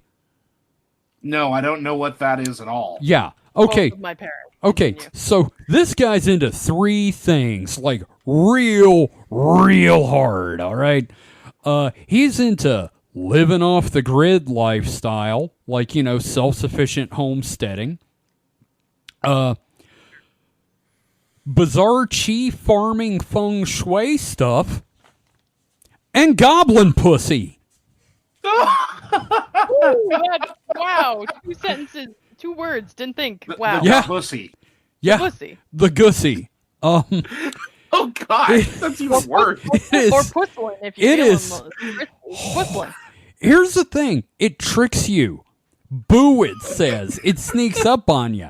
Because it starts as a dude like, yeah, so I bought this land real cheap after I sold my company, and I was sick of society. I didn't have any friends or family, so I got my dog Goofy, and we went out and lived on this land. And it's all about this guy putting together his little tiny house and, like, trying to start a garden. And it turns out there's weird things about the place. It just feels more alive than anywhere else. And then, like, he thinks he sees these creatures in the woods, so he follows them back to this cave, and there's a portal, and one of them's a girl, and, like, it's a little girl goblin, not like a little girl, but it's a girl. It's a girl goblin, and like, you know, she's starving, so he, like, takes care of her, and a friendship develops, and then, like, there's some, you know, it's kind of a cute, almost romance thing, and then he just rails the shit out of her.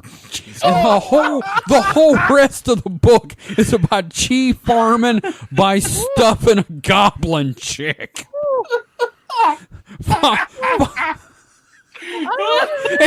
And she hibernates in the winter, so he starts nailing a succubus. I started Red Bull through my nose. I know what our first book club book is going to be. No, it's not. No, you don't want this. I promise. No, I think we should. I think we should because it would be hilarious to tear this shit apart. I have never been so pissed off at a book. And the thing is, when I was younger, if I had started this and got to that part, I would have been like, I am done. And I have turned into our friend Barry in that I will hate read a book. I will finish a book and be like, I have wasted sections of my life now. Is it too late to name the episode Plow and Gussie? Nope. Never. Nope. It's never too late. Anyway, that was the worst thing that's ever happened to me literature-wise. Literaturally, thank you, Mike. I'm currently reading a book series called Heretical Fishing, which is an isekai story where the dude is aware of isekai, of course. He's an Australian. He's the son of a Rupert Murdoch type guy who was trying to turn his life around and ended up tanking his father's legacy. So he takes up fishing and then decides he's going to leave when the news shows up, steps off a curb, and is introduced to Truck Coon. And he wakes up in a fantasy world that may be a video game, and the system isn't working. And basically it turns out, hey, this guy is God. And he doesn't give a shit at all. It's basically, you may be a god. Don't care, just want to go fishing, mate. Like, at the point I'm at right now, he has learned to manifest matter from nothing. And honestly, at first the whole, just want to fish, my life was shit, was cute. And now it is detrimental to the survival of humanity. He has to fucking nut up. Like, I am livid at this. It's like your antics are no longer cute. You have become a problem, sir. And also, it's like, I'm just gonna go fishing. And then, like, his animal pals that are all, like, enlightened spirit animals, he has an attack crab. And we're just gonna... It's actually, the first two books are pretty good, and the third one's where I start going, I wish someone in this fantasy world would develop automotive technology so they could fucking hit him with another truck and send him back here. So, anyway, Heretical Fishing. Actually, I do recommend that one. But the book series that has kind of changed my fucking life is Dungeon Crawler Carl by Matt Denneman. There are 7 books in the series. I have finished all of them, so I joined his fucking Patreon so I can read book 8 as he finishes chapters. How many books is he planning? 10. Okay. Alrighty. 10. But he also says we're going to see all 18 floors. And I'm like, you're going to have to do some goddamn speed running, sir. I mean, we did see the, 7th 10 minutes. I love Prepotente. Yeah. No, he's a very U-coded character. Yeah, isn't he, though? Mm-hmm. Oh, yeah. For Ruth, like, describe what Prepotente is. Please. Okay, so, Miriam Dom, this nice Italian goat herd, went into the dungeon when the collapse happened, which the plot of the book is the world has ended and has been claimed by an alien corporation to mine certain elements. Well, the survivors, anyone that wasn't indoors at the time, is welcome to enter the 18-level world dungeon to attempt to win the planet back. No one has ever made it past floor 13. Seems realistic to our lives right now. Yeah. And while they're going through this dungeon, it is, of course, a reality television show in the rest of the galaxy. Mm-hmm. So Miriam goes in with about 20 goats. And one of them becomes a giant hell beast named Bianca. But the important one, my special smart boy, is Prepotente. And Prepotente is Italian for, one of the translations is stubborn. And Prepotente, basically, the way it's described is, imagine if Frasier's brother were an anthropomorphic goat that slings potions to debuff enemies and will be in the middle of talking and scream. My wife Lilith doesn't approve of this. Yeah, Niles. no, just we're going to have to and it is just, I love Prepotente, and he is so volatile. He is constantly hopped up on soda. Mm-hmm. And before the dungeon, he was. You ever seen those TikToks where like a family has a cow that in the house? Yes. Yes, he was very much that kind of thing. Yeah, he was just the house goat. Yeah, Prepotente would come in the house, and Miriam would play piano and sing to him. I love that. Yeah, no, Prepotente is a sweet boy, and as Carl is fond of putting it, it's like, I should have been ready for it. He screamed right in my goddamned ear. Which, Carl is an amazing character. This series is shocking in that it starts out as a very ha-ha-ha military sort of dude, ends up in dungeon with ex-girlfriend's flap-faced show cat. And it turns into... And then by book 7, it's like, comrades, we must be prepared to die in the revolution for our freedom. What if we seize the means of production? Yes. I mean, I'm all for it. Dude, you got to read revolution. This. Yeah. Now, the thing is, reading the books, my brain has been picturing one person as Carl, and that is a young Jensen Ackles. Ooh. Oh, don't get me on this. I was from 2005 onward. I was a Supernatural girly. Yeah, a 27-year-old Jensen Ackles is what I picture as Carl. Let's see. Someone pitched MJF from AEW, that wrestler I like, who's the heel. Yeah, and I saw that. I see the vision. The vision. I think he could pull it off because he's got the look of a guy who probably worked on boats with the Coast Guard. Mm-hmm. He's in good enough shape, so that's my pick right now. Yeah. Now, David, I think you and I can both agree that the true standout character of the entire series may in fact be Carl's lawyer, Quasar.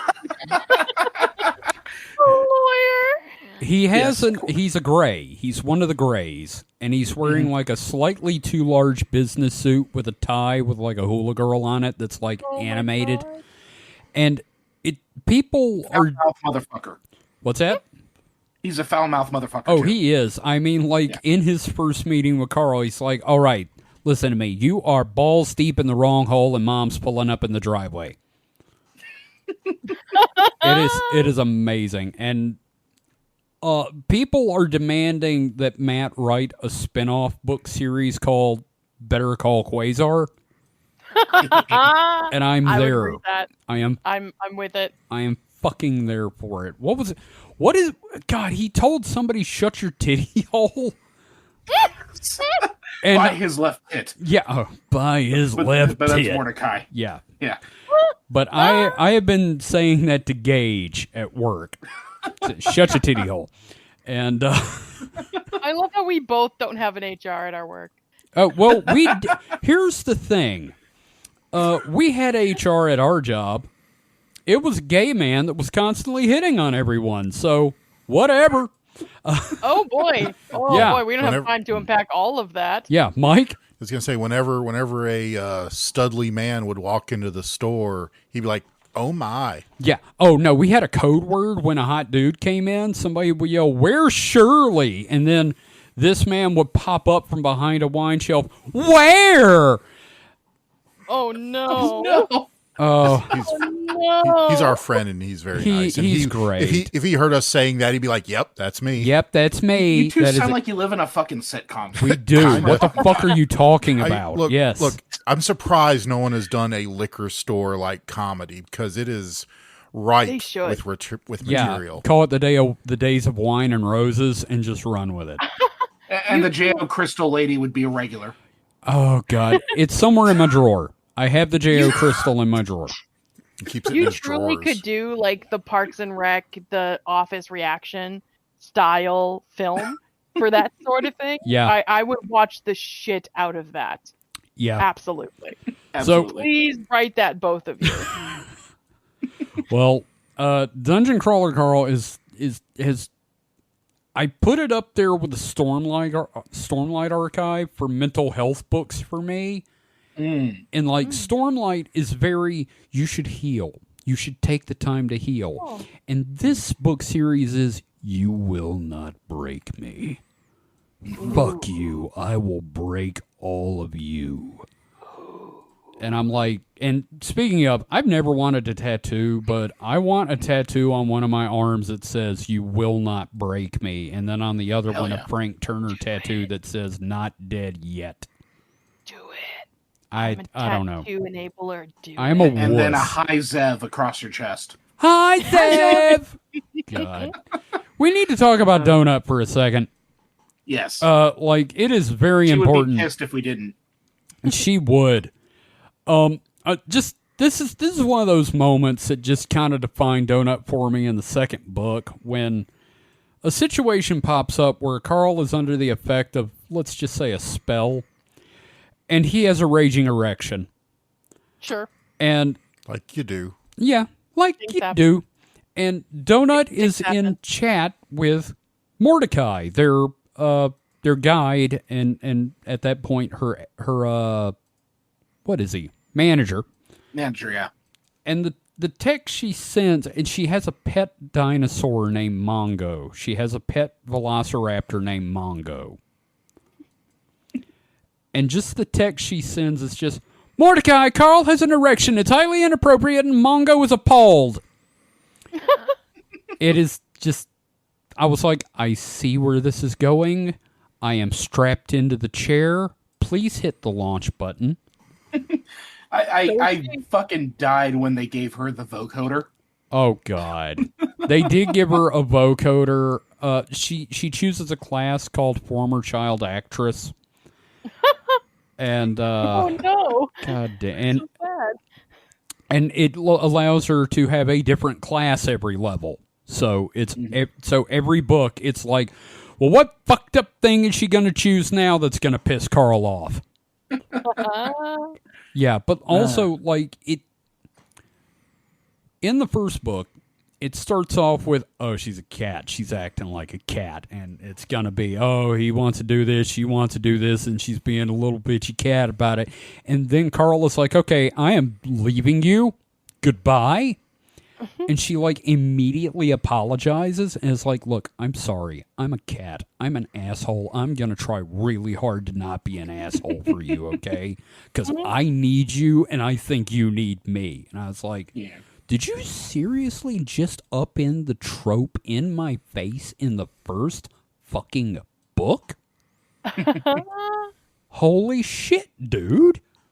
Seems a little toxic, but I'm all for it. No, seriously, their relationship becomes just the most... It's so touching. Like, I like seeing how close they become. It is the most heartfelt, charming thing I've ever fucking read, and it's a dude with a smush face cat.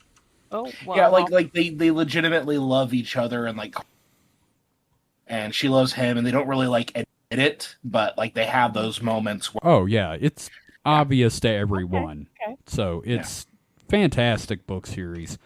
Okay. Highly recommend it. And the other thing I want to talk about is I am writing. Yay, I love your writing. A lot. I'm so proud of you. I'm so excited for you. Well, thank you. I am, like, as I said before we started recording, I am sorry I am talking about my writing so much. It is not going to stop. Never. Keep writing. Nor should it. No, I'm talking about the talking part. Oh, I mean, no. Yeah, no, you got to promote your shit, dude. No. Yeah. Hell yeah. But I am currently back to adapting The Earned Apprentice into a novel. It has gone great. I'm on chapter 7. Just went up yesterday. And I just looked at the stats. I've literally been on there for a month as of today. So that's fucking crazy. And I'm also adapting Mailbox Rocket Ship, which is going to be much more comedy focused. So, like, didn't you say it was going to be like the kind of progression based kind of? It kind of is, yeah. It's going to be something a little closer to what people like on Royal Road, which is your progression fantasy sort of thing. And Mike, you thought I should change the name from Mailbox Rocket Ship.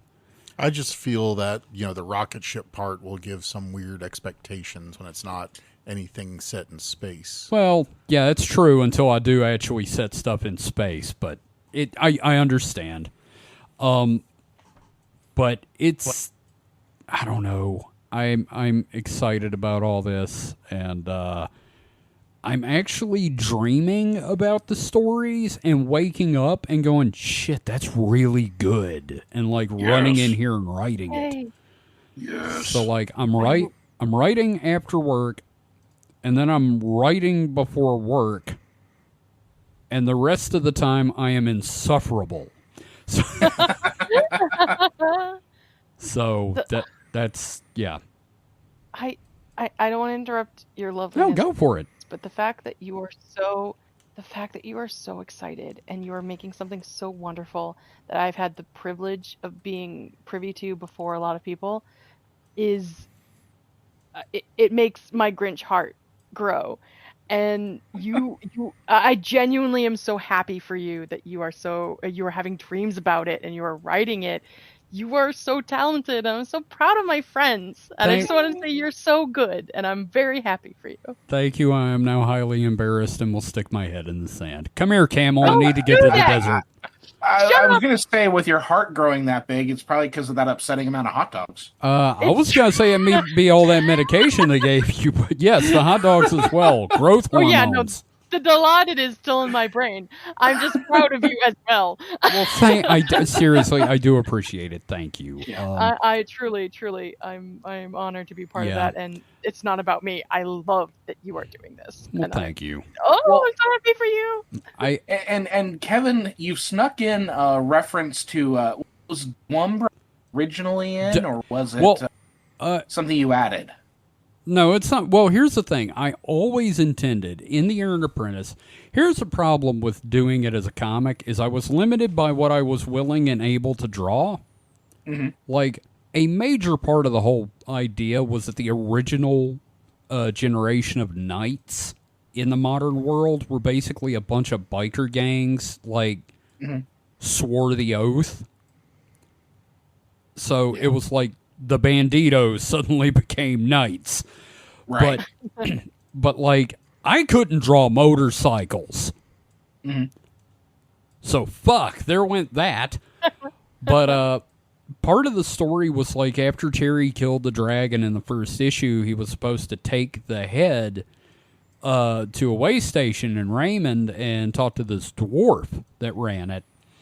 And when I went to go put that character in the novel, because I could finally start putting all this like lore that didn't make it in there in the book, I was like, well, here's Dwumbra. Mm-hmm. Yay! So, Andy's character from Spooky Dice Bag, and he is a goth dwarf. Yeah. That means we're going to have an Astrid in there. Oh, absolutely. No, Astrid will, it's whatever. Oh, no. She makes sense. When Terry gets to the Everywin and meets a bunch of elves, it's there.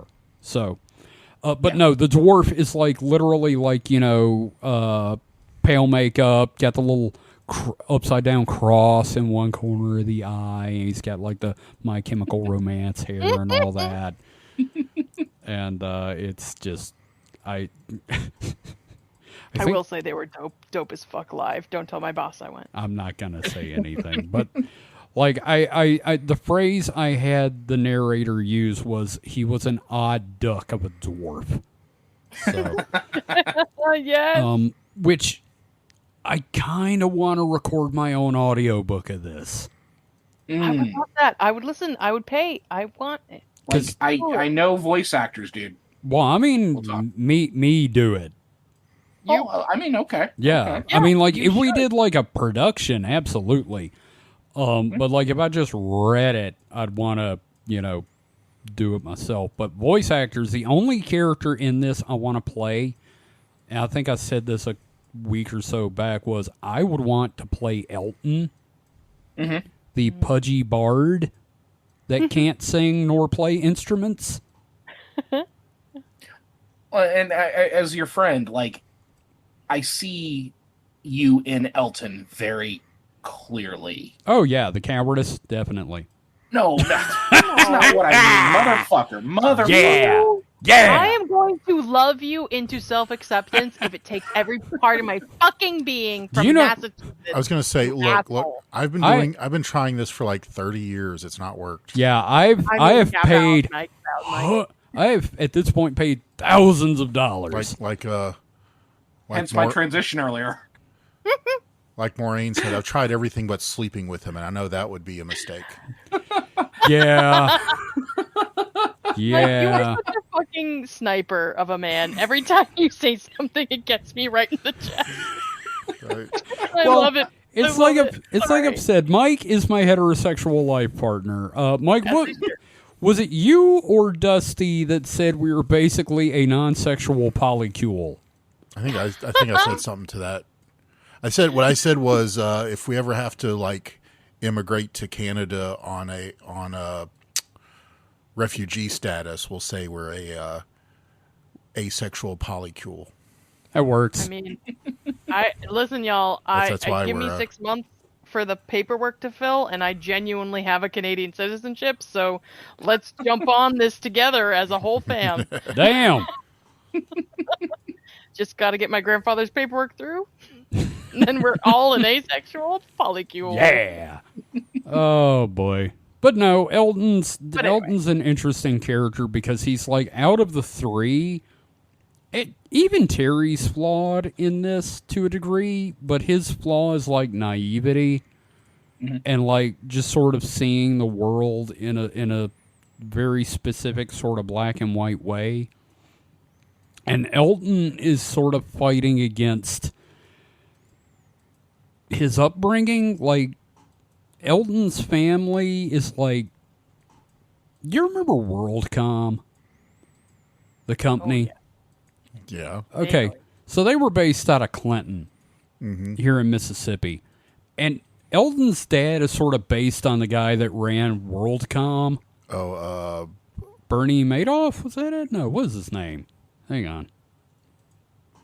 Yeah, I think it was. WorldCom. Yeah, that sounds right. It was a Madoff. It was Bernie Ebbers. Ah. Oh, who was that? You tell your story. Anyway, he's based on like this. I based him on like what if that dude had a son that like wanted to be an artist and a writer, and the dude also realized, unlike all these corporate guys, Elton's dad realized, wow, I really fucked up. So he took steps to try to correct things, and then was like, Elton, you do what you're gonna do. You get the money, don't make my mistakes. And Elton is like really kind of burdened with that. He's really burdened with the whole, what do I do? What the fuck? How do I make the world better when at heart I believe I am a piece of shit descended from pieces of shit? Gee, this sounds familiar. Shut up. Whoa, Shut your fucking pie hole. Oh no, we're all broken in that kind of part. Move on. Move on. And, Dolores is... I love Dolores. She's such an interesting character. And, like, she could have ended up so much more damaged than she is. Like, she is...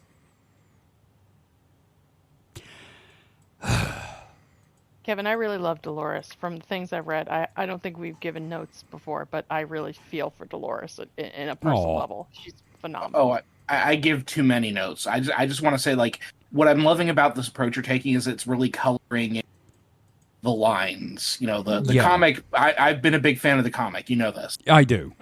We even talked about me even illustrating like the last pages of it. But like, no, just because the comic's great. But I'm liking building, and it's been a pleasure to like go through suggestions and like you actually give a shit. And well, it's like nice really, to see. I've really appreciated it because, I mean, fuck, sometimes I'm just like moving at such a fast clip I don't slow down enough to go, well, does this work? So, especially with Chapter 7, the revision, I was like, you know what? This is like 100 times better than it was yesterday. So, and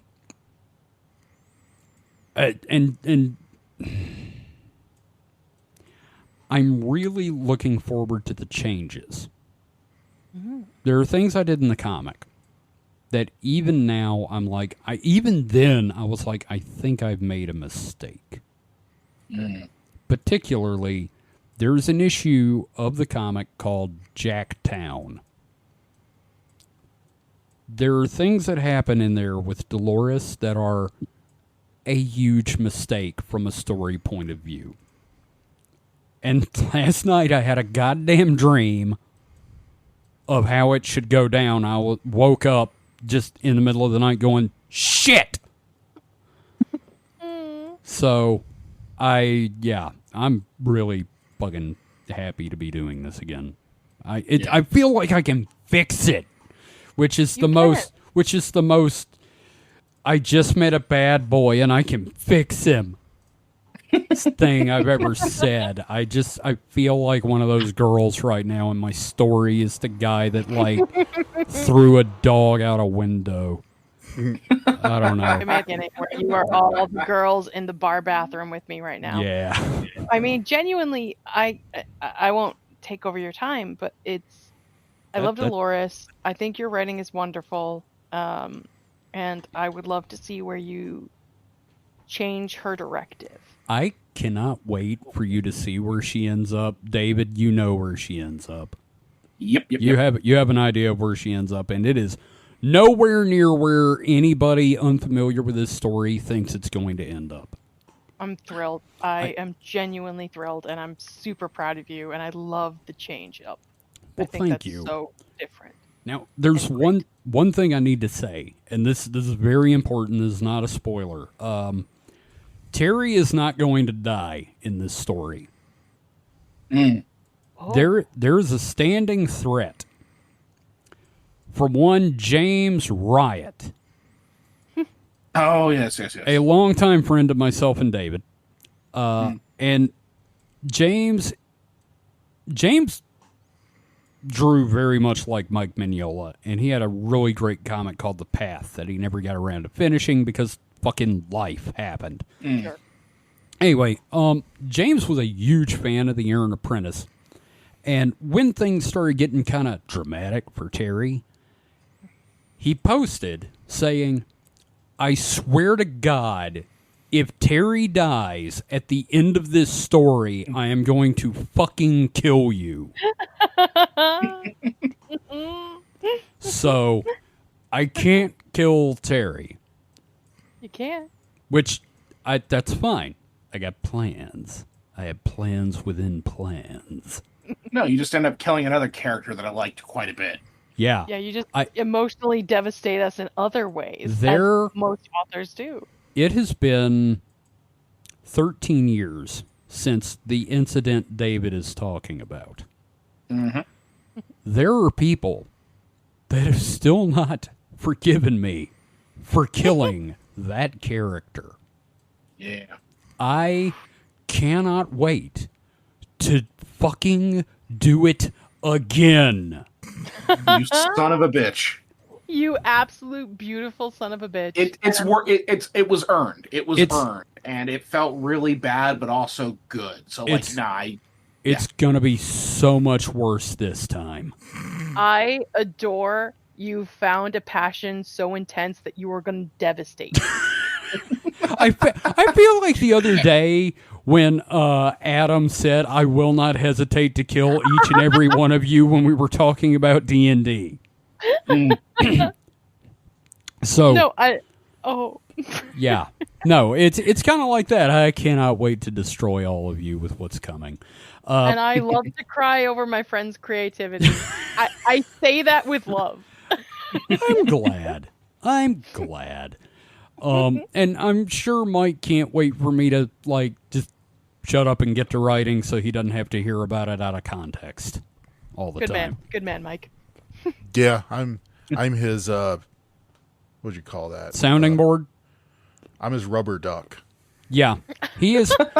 Yeah, if this is code, Mike is my rubber duck that I explain things to, and he silently sits there nodding. Yep. And gives me absolutely no feedback. And yeah. Yeah, Dusty gives me some feedback, but Dusty also is like, she does not judge anything I say. She will be like, okay. I'm like, that tells me nothing. I'm just going to go ahead and do it and see what fucking happens then. Anyway, you know what? I've been going on for a little bit now. Why don't we take a break, David? And when we come back, absolutely. you can regale us. Yeah, and then, of course, we have our game. We got a game. Yes. Woo, David's up in game. I'm so excited. We have a game. All right, so we will be back after a moment.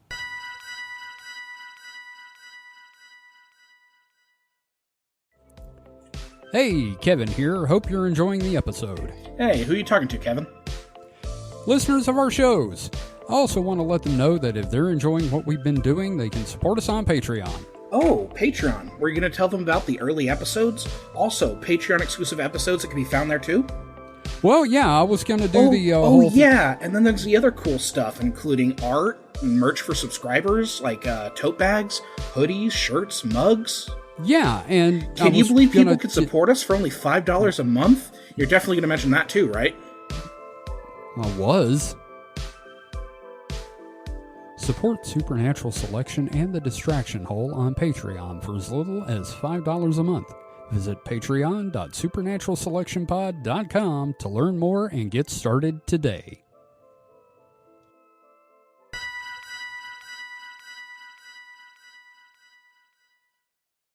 Mike, are you a rubber duck? I am a meat popsicle. Camel, are you good to go? What the fuck is with this camel? I don't know. Where'd this camel come from? It's just been annoying me the whole night. I've been too cowed to say anything. He's over here, man. I'm just amazed you can ignore a camel in your place. Man. I know. Like, they're big. I mean, I know Kevin smells like a camel, but... Whoa. Whoa. Damn you. No, the camel thing, it's an audio format. You can't prove it one way or the other. I mean, I thought I was missing a joke or something. Nope, that's the joke. No, we're just gaslighting you. Oh. That's the joke. There's just a camel now.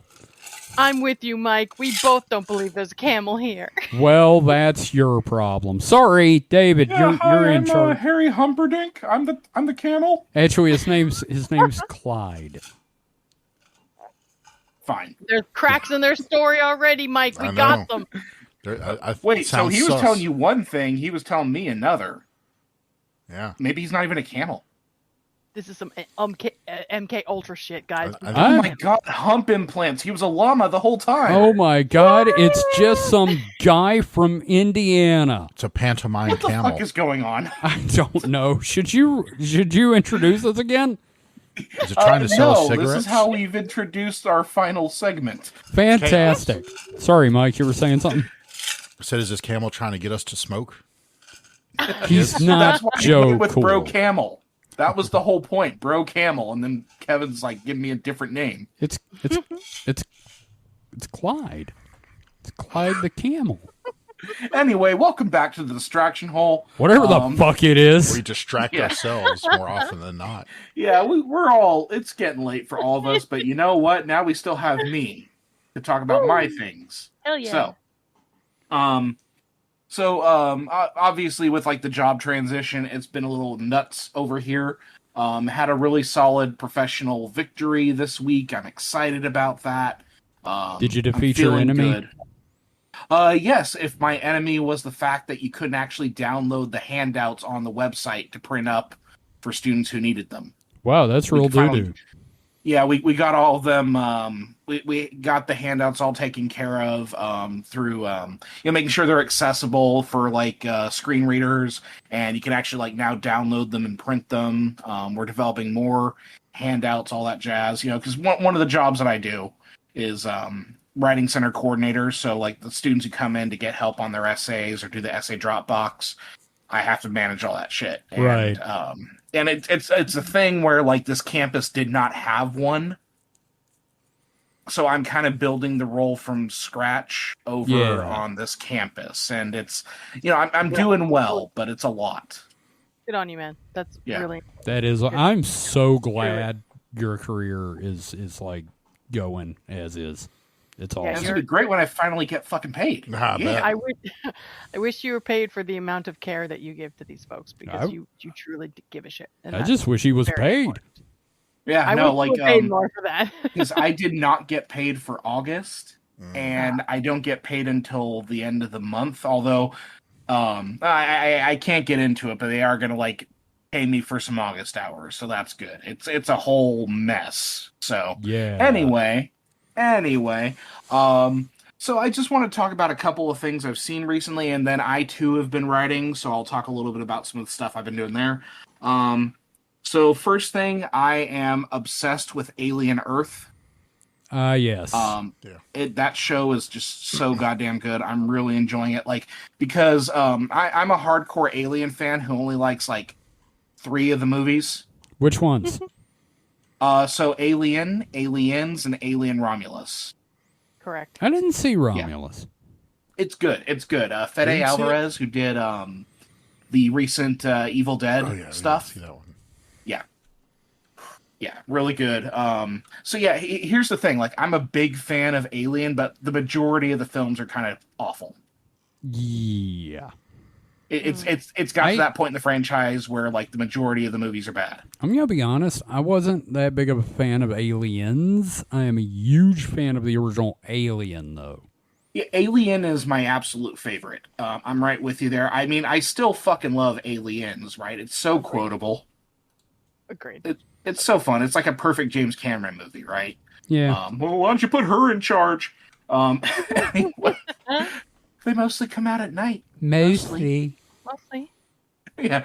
But one thing I love about Alien over Aliens is while you have Carter Burke in that first sequel, who's I love that character, such a slimeball. Oh, right. Yeah. We're talking about what's his name, right? Paul Reiser. Yeah. Yes, thank you. Yeah. That first movie with the whole discussion about shares, and it's very much truckers in space. Because when that's a different movie, Space Truckers. No, I mean that is literally because again, last year I had done those 31 essays in 31 days in October, and my whole thing is I wrote a whole Marxist criticism of Alien specifically because the whole thing is that the people in the Nostromo are the resource. They are the product, and they're being exploited and everything like that. And part of the reason I like Alien Earth so much is because it's really unpacking the kind of fucked up corporate culture of, you know, that setting with like 5 different companies. And now it's not just the xenomorphs, but there are multiple threats here, and like they're all equally horrific. So long story short, the premise of the show is that there was a ship called the Maginot that crash lands on Earth about 2 years before the event of Alien. Right. That ship has not only a xenomorph on it, but like another 5 species of different aliens that are all horrific in their different way. Right. The other problem is one of these companies has successfully managed to implant the human mind into a synth. So now we have cyborgs, we have, you know, the synths like Ash and that sort of thing, and then we have these new child minds inside these robot bodies that are losing touch with reality. Now, isn't this like kind of setting up the new Predator movie? Because like, isn't that like part of the plot? Well, it's all part of the same universe because there is going to be a synth in Predator Badlands. Yeah.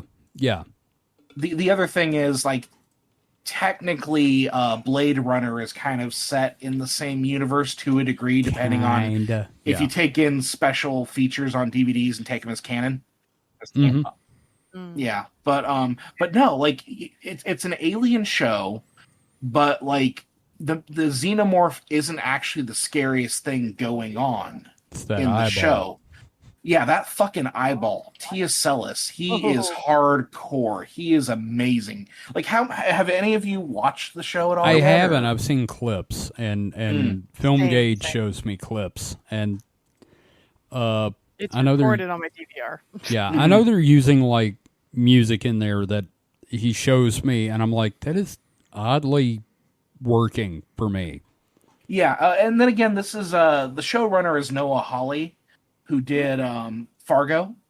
Ooh, oh God, yes. And Legion. Ooh. Oh God. Yeah, so God, this guy knows what the fuck he's doing, right?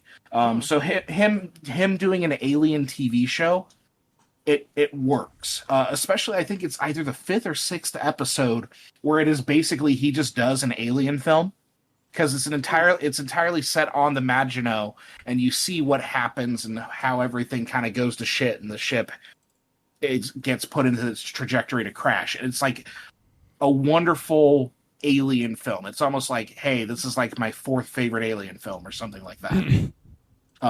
It's so good. It's so good. Ruth, you were saying something?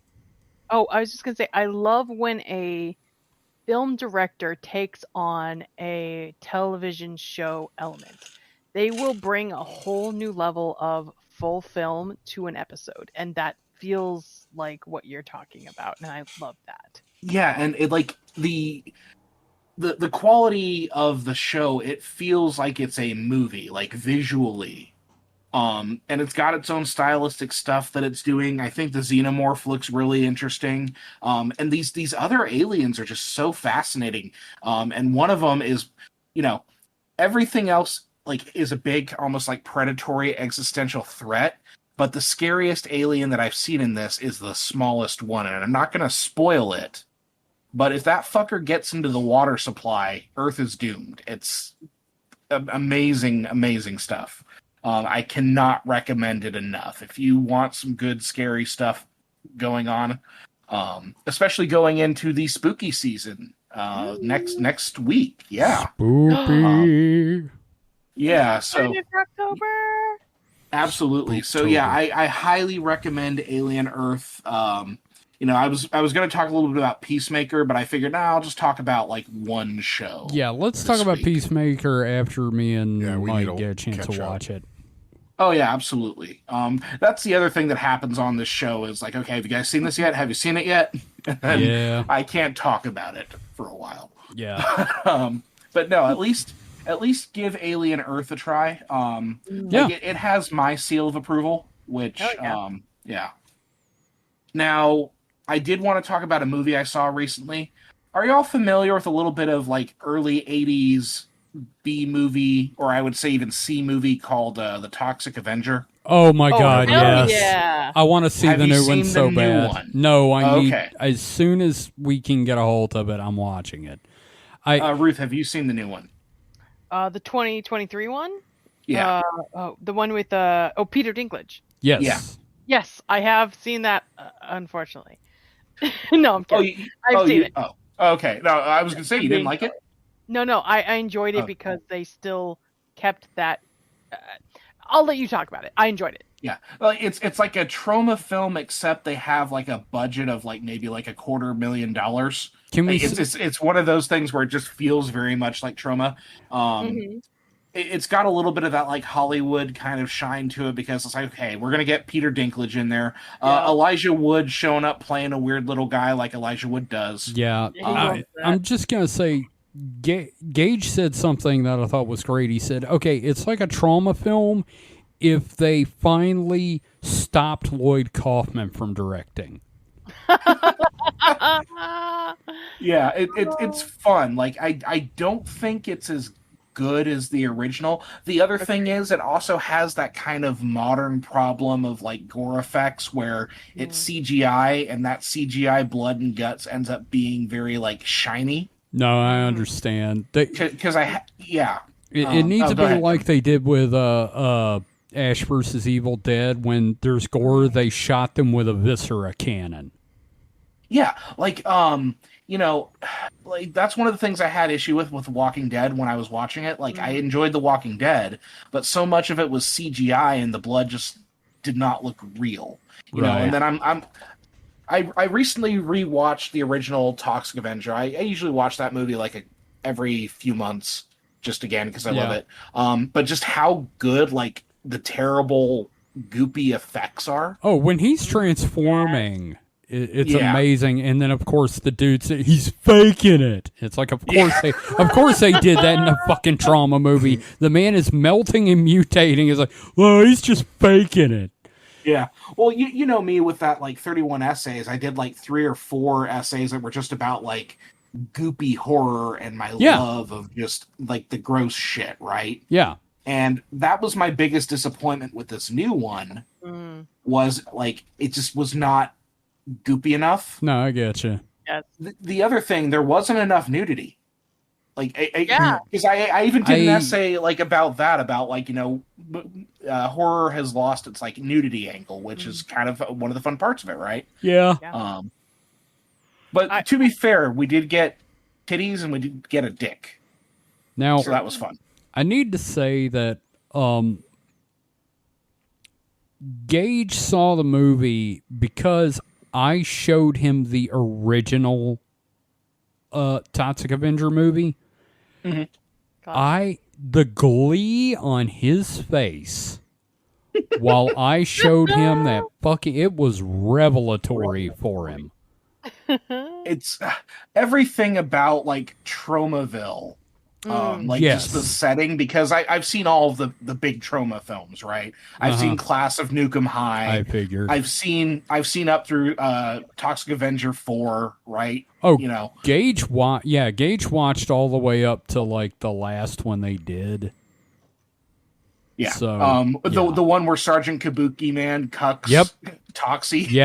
Yeah. And Gage was like, is Sergeant Kabuki man like an actual thing? I was like, oh, he's got a film series. Yes. Kabuki man. Oh god. But no, like it was fun. I like that, like, you know, the original Toxic Avenger, if it had any like redeeming qualities in quotes, like as far as like socially redeeming commentary, that original one was about pollution, you know, and like government corruption. This one tackling kind of like the pharmaceutical and healthcare industries was a really interesting angle. Yeah. And yeah, Peter Dinklage was fun. Not my favorite performance in the film. But like still very fun. I think like Kevin Bacon just like walked away He's just there for some reason. I'm going to say this, and this may be a controversial thing, and Mike, I want to know your opinion. I'm just not a big fan of Peter Dinklage as an actor. Mike? Yeah. Do you like Peter Dinklage as an actor? Never seen anything anywhere I objected to him. I just, he doesn't really, other than for the obvious reasons, he never really stands out as an actor to me. So, like, it's not really, I don't know. So, have you watched feel like him in Death at a Funeral? No. British Death at a Funeral? No, I haven't. Oh, man. I love Peter Dinklage for many reasons. Sorry, I didn't mean to interrupt. No, it's cool. No. That is one of the reasons that film is him and Alan Tudyk are one of the reasons that I have elevated my opinion of them as actors. Tudyk is amazing. Tudyk is amazing already, but that film, it is a comedy. It's very British. Take it in the British perspective. I think that they are phenomenal, and it gives me another perspective of them at their abilities. And I think Dinklage is not lowering his abilities for Toxic Avenger. But he's good in it. Exactly. I think he knows what he's acting in. Yeah. And sometimes you need an actor that knows what they're in. Oh, yeah. And he has this unstable manic energy because of everything that's going on. Agreed. No, his performance is great, but I'm thinking like Elijah Wood and Kevin Bacon and like the kind of thing that they were doing in there is just it's a good movie. I think the look of Toxie was also a lot of fun. Oh, I love that weird ass black eye. I think giving higher Hollywood names, not major, but higher Hollywood names to these characters didn't do the new Toxic Avengers a favor. Even though they're people that do great, like Swiss Army Man with Elijah Wood, fucking phenomenal. Like all of these things, I think giving too many names to it did not give it the justice it deserved because people set expectations they shouldn't have. That's my personal opinion. And the other thing is like the movie was finished in 2023 and hadn't come out until like last month. And that, like, I would be skeptical in most cases. Turns out it was pretty fucking dope as a movie. But the other thing is, like, they emphasize, like, it's the Toxic Avenger unrated, and it's so much tamer than the original. Yeah. I've kind of picked up on that. But, even with me kind of, like, ho-humming it in that regard, like, I think they're going to do a Blu-ray release that has the original and this new one, and I'm going to pick that up because, again, it's a ton of fun. And they keep a lot of the stuff from the original film, like the gang kind of stuff, how Tromaville had all these really fucking ridiculous gangs. And you got the music act in the new one that's really funny. But I think the thing about the movie that's that most evokes the problems I have with the movie is how they tried to make so Tromaville is just Tromaville in the original. Like you just take this weird ass location for what it is. It's just like, okay, now this seems like a typical New Jersey town, right? But in this movie, this new one, it's St. Thomas Village. I saw the sign, yeah, something like so then the sign's all faded, and that's like, okay, now it's Tromaville. But even like at the concert scene, they do the same thing with a concert banner, which like presumably, again, like trying to kind of force the joke and like try to give it a little bit more legitimacy. Just make it Tromaville, goddammit. It's a movie about a guy that gets melted into a superhero with a toxic mop. You don't have to split hairs over the name of the goddamn town. I would fully believe that there is a Troma, New Jersey. Come on. Yes, Tromaville, absolutely. New Jersey. Yes, absolutely. New Jersey is just that fucked up of a place to have it. I mean, shit, I've got a town in Mailbox. The whole town it takes place in is Somethingdale. But like I do really recommend the new Toxic Avenger. Like, I wish it was a little more extra. But a little more over the top. yeah, but I think like it should. I hope it did well enough that maybe we get like a new Sergeant Kabuki Man. I don't know if that would be possible today, but I would watch the shit out of another Sergeant Kabuki Man. Kaboopy. Kaboopy Man. Kabuki Man. Kaboopy. Kabuki Man. Oh, But, God. Yeah, no, like legitimately, it was nice to kind of get like it's Trauma light. But fucking, I'm here for it, right? It's kind of, of course, you got the requisite like Lloyd Kaufman cameo. I love Uncle Lloyd. And wasn't Lloyd? And from what Gage said, wasn't it like him yelling at the director? Yes. Okay. Yeah. That's it. That's the only that's completely acceptable to me. Yeah. And just a lot of fun, but I do recommend it. But I wanted to bring up like these two pieces of media because we are heading into the spooky season. Yep. Like my favorite time of the year. Like last year I did the 31 essays. I'm not doing that this year. Yeah, you've got a lot going on, buddy. You got some shit going on, my dude. Yeah. But I am excited that we might be able to do like a little bit of a Halloween one shot. I told Adam my plans for it. What I want to do, and I'm very excited. It's very, very me. Of course it is. Yeah. But the other thing is, again, like I've had so much going on, and I'm succeeding, and I'm thriving in that regard. But the other thing is like, it's taken me away from like my creative pursuits, which it's fair. I'm trying to get situated here. I have to put aside some stuff to like get myself going, but I'm finding that like I'm finding the balance now. And I got jealous that Kevin was writing. so I got back fucking into it, dude, and I'm glad I was able competition now. I'm glad I was able to it's never competition with you, buddy. It is always just trying to encourage you. Yeah, no. But so Kevin's doing 2 stories. I'm doing 3 right now. It's not a competition. Yeah, eat a bag of dicks. All right. Yeah. No, he's better than you, Kevin. A Robert just kidding. Smorgasbord of just all the Richards within thine mouth. Oh Lord. So I figured I'd just like take a couple of moments to like pitch to the listeners, like to maybe kind of check out these projects I'm doing. So one thing is I'm a very kind of like scheduled person about my output. Like, I have to like arrange time to work on something. I do my best work when I'm like able to schedule stuff out and post things at an even clip, and that's what I'm doing now is, every week I post an update to a different story. So I've got 3 of them going on right now. So Spooky Dice Bag, my character, Shal Noctis.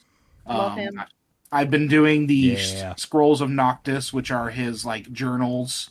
And I'm enjoying how they're developing, but also like, I think the pattern is starting to show that like he's purposefully like selectively editing his writing, because in the most recent one he does not mention his hand falling off. No, he does not, I guess. Interesting. I did notice that, but I didn't realize why. Yeah, and it's just his focus on the journals is very different, but like I like the fact that like he's like, oh yeah, no, we did great.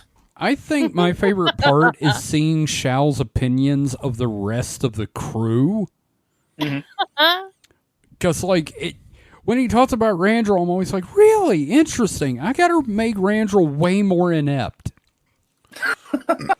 I'm not fighting you. Yeah, I'm not going to. No, I'm not. Look, there are like I said, there are very specific situations where Randall would fight Astrid. One of those being low blood sugar, but both of you. I'm not fighting either of you unless fucking I'm mind controlled. I'm not fighting my friends, even though you both want to fight me. So for context, Mike, so far I've managed to attack 3 members of the party. Because my goal is to attack everybody at one point. He's like a little undead spider monkey. He's truly unruly. It's amazing. Yeah, but so that's one of those I've been doing, and it's just his little adventure logs that correspond with the podcast episodes and provide like a little extra. Like I've been seeding some of like the darker shit that's going on with him. the confusion about the goddess sort of thing he's dealing with. So that's fun. I had to put that aside for a little bit, but hey, I'm trying to get back into it. Yeah. Yeah. Oh yeah. No, I was just gonna say I completely forgot. I adore the fact that when speaking of their goddesses, Shao was talking about Salune, and Randall's like, "Yeah, I think my goddess kind of wants to bone me." Oh, and it's weird. upsetting. Yeah, I know. Well, that's an Eris for you. And then in the scroll update, Shao was like, maybe I shouldn't introduce Umbra to Salune worship, right? Yeah. So little bits like that. So another one of the projects I'm working on. I'll make this quick. I have a zombie survival serial. I love doing serialized storytelling. I like to stretch things out. So, while I was working over at Haunted MTL as an author there, working on stuff, I started writing a zombie novel and started posting that stuff periodically and episodically, right? Eventually, while I left, it's my story. I got to take it back. So I've been going through and editing and expanding it. I had only written about a fifth of the novel, but it had cleared 200 or something pages. Yeah. So I'm going through those first 200 pages now and editing them and reposting them. But I think it's going to hit at least 500 to 600 pages by the time I'm done with it. So that's cool though. Wow. Yeah. It's very much, I write for myself. Nice. And it's slow burn zombie survival stuff. So, it's about the day-to-day stuff of, okay, we're going to have to do a supply run. And how does that fall apart? And I'd only cover, because the story is going to have 3 different groups and they kind of intersect by the end in a very dramatic way. And I'd only managed to cover one of the groups. Right. So right. I'm looking forward to getting back into that. I'm having so much fun writing the gore scenes. Yay! Yeah, I'm just I'm going through now and realizing, oh yeah, no, these were really good when I wrote them, but I can make them even more fucked up. Goddamn, son! I've been doing that. I had this whole thing where one of the zombies. So they don't call them zombies because George Romero never made Night of the Living Dead in this universe. Okay. So there's all these little seedings of things I'm putting in there, but there's this moment where the zombie has its arm through a an iron rebar or whatever gate for a sliding gate, right? And its arms all sliced up and sluicing blood and skin, right? And then it gets distracted and it turns away from the gate while its arm is still in there. And just degloves the entire arm, and I'm just man, I killed it on that one. I was so happy. David, with that. I was already hungry. I love that. I'm already hungry. Could we not talk about food? Have I not told you about my field trip to the body farm in Tennessee? Oh, please do. I don't want to interrupt your thing though. You're going for it. Well, I mean, if you want to save it for next time, I don't care. We'll have you back soon. No, I mean, if we want to talk about it next time, but I love what you're doing right now. But my question was, I love how you have different I guess quadrants is the best definition of your stories. You have different pods of characters doing different things. Yeah. And I love that one is going fully into this quote unquote not zombie situation, but I'm very excited to see where the other groups go in this natural world. Well, and the whole thing about why I'm doing this story the way I was doing is because I'm a zombie fanatic, right? Oh, hell yeah. And my thing is what is my zombie survival plan? And my family owned a storage unit place. Oh. And I'm this would be a great place to settle in a lot of ways. And I'm well, let me explore that. So that's why I kind of the story takes place. At least one of the storylines is just this group of survivors who have taken like a storage yard place, and they're building it up, and it's going to get into like, okay, well, how are we going to handle like getting rid of the shit, right? Like literal poop, right? What are we going to do with that? Let's talk about like farming. Let's talk about like water collection, right? So it's very much kind of that meticulous kind of thing with with periodic extreme gore, which makes me happy. Yeah. So yeah. It's really fun. Like you can always find it on my website, hpcomics.com, HPKOMICS. Yep. You'll see the latest posts, but the last one that I'm doing is that werewolf one, which also has zombies because that's who I am. Yep. I love it. But I'm really happy with how that one's turning out, and I know that Kevin, you had read it recently, and I appreciate you telling me you enjoyed it. Yeah, no, I'm not a literary critic under any circumstances. We can all agree with that after I started screaming about goblin pussy. But I've read everything publicly posted of the Fang and Bone story, and holy shit, that is great. Like, seriously, dude, I am really enjoying that. The characters are very engaging. The world is very well fleshed out. Like, it's believable. Like, it's a world I could see actually happening. And also, it's like a giant fucking 7 or 8 foot tall fucking werewolf reading paperbacks.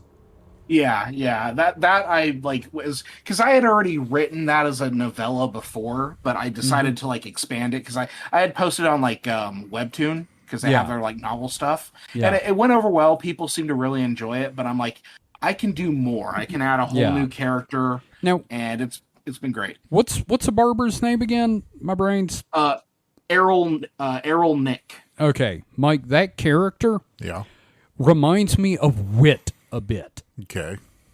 Like Hoyd from the Stormlight. I just, for some reason, that's what pops into my head when I read his dialogue.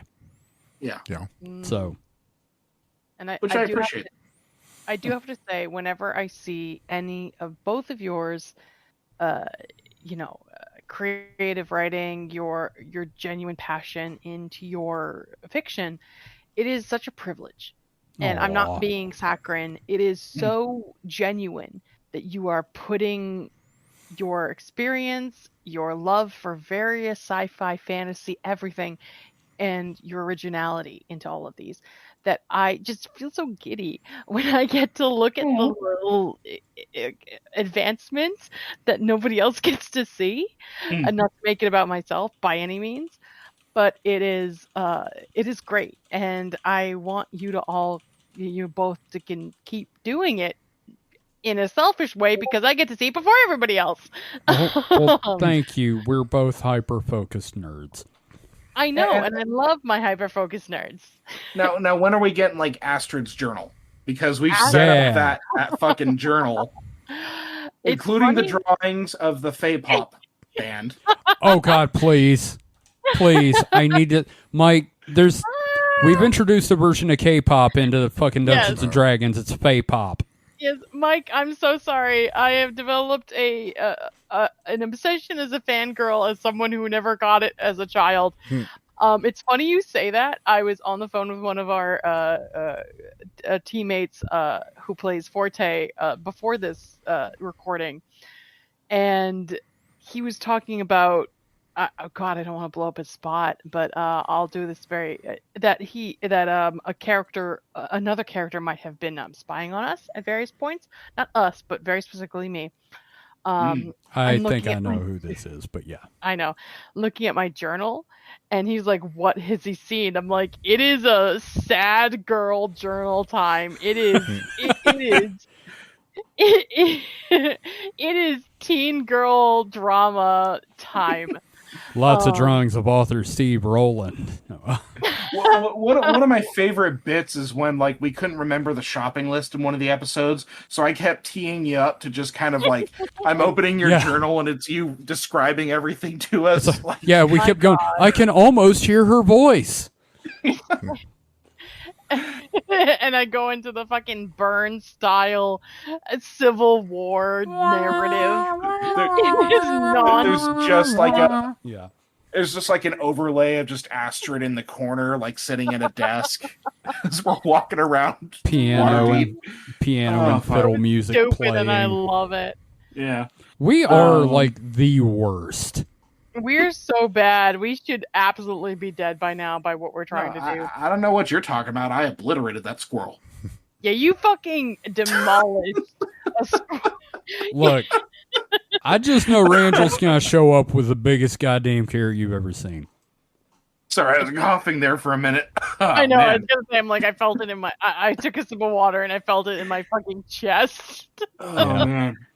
I don't remember what I was talking about. No, that's fair. So yeah, just if you're interested in some storytelling, please check out my site. Another thing that I'm doing is the more comments that I get on the Fang of Traceria chapters, the more of the chapter images that I add. They're kind of done in kind of like a medieval, kind of like manuscript style, and I would love to do more of them, but I'm holding them hostage until I get comments. Do it! Do it! I yeah. want to see them! All you fuckers, do it! Do it. Yeah, so comment on this shit. Anyway. Comment!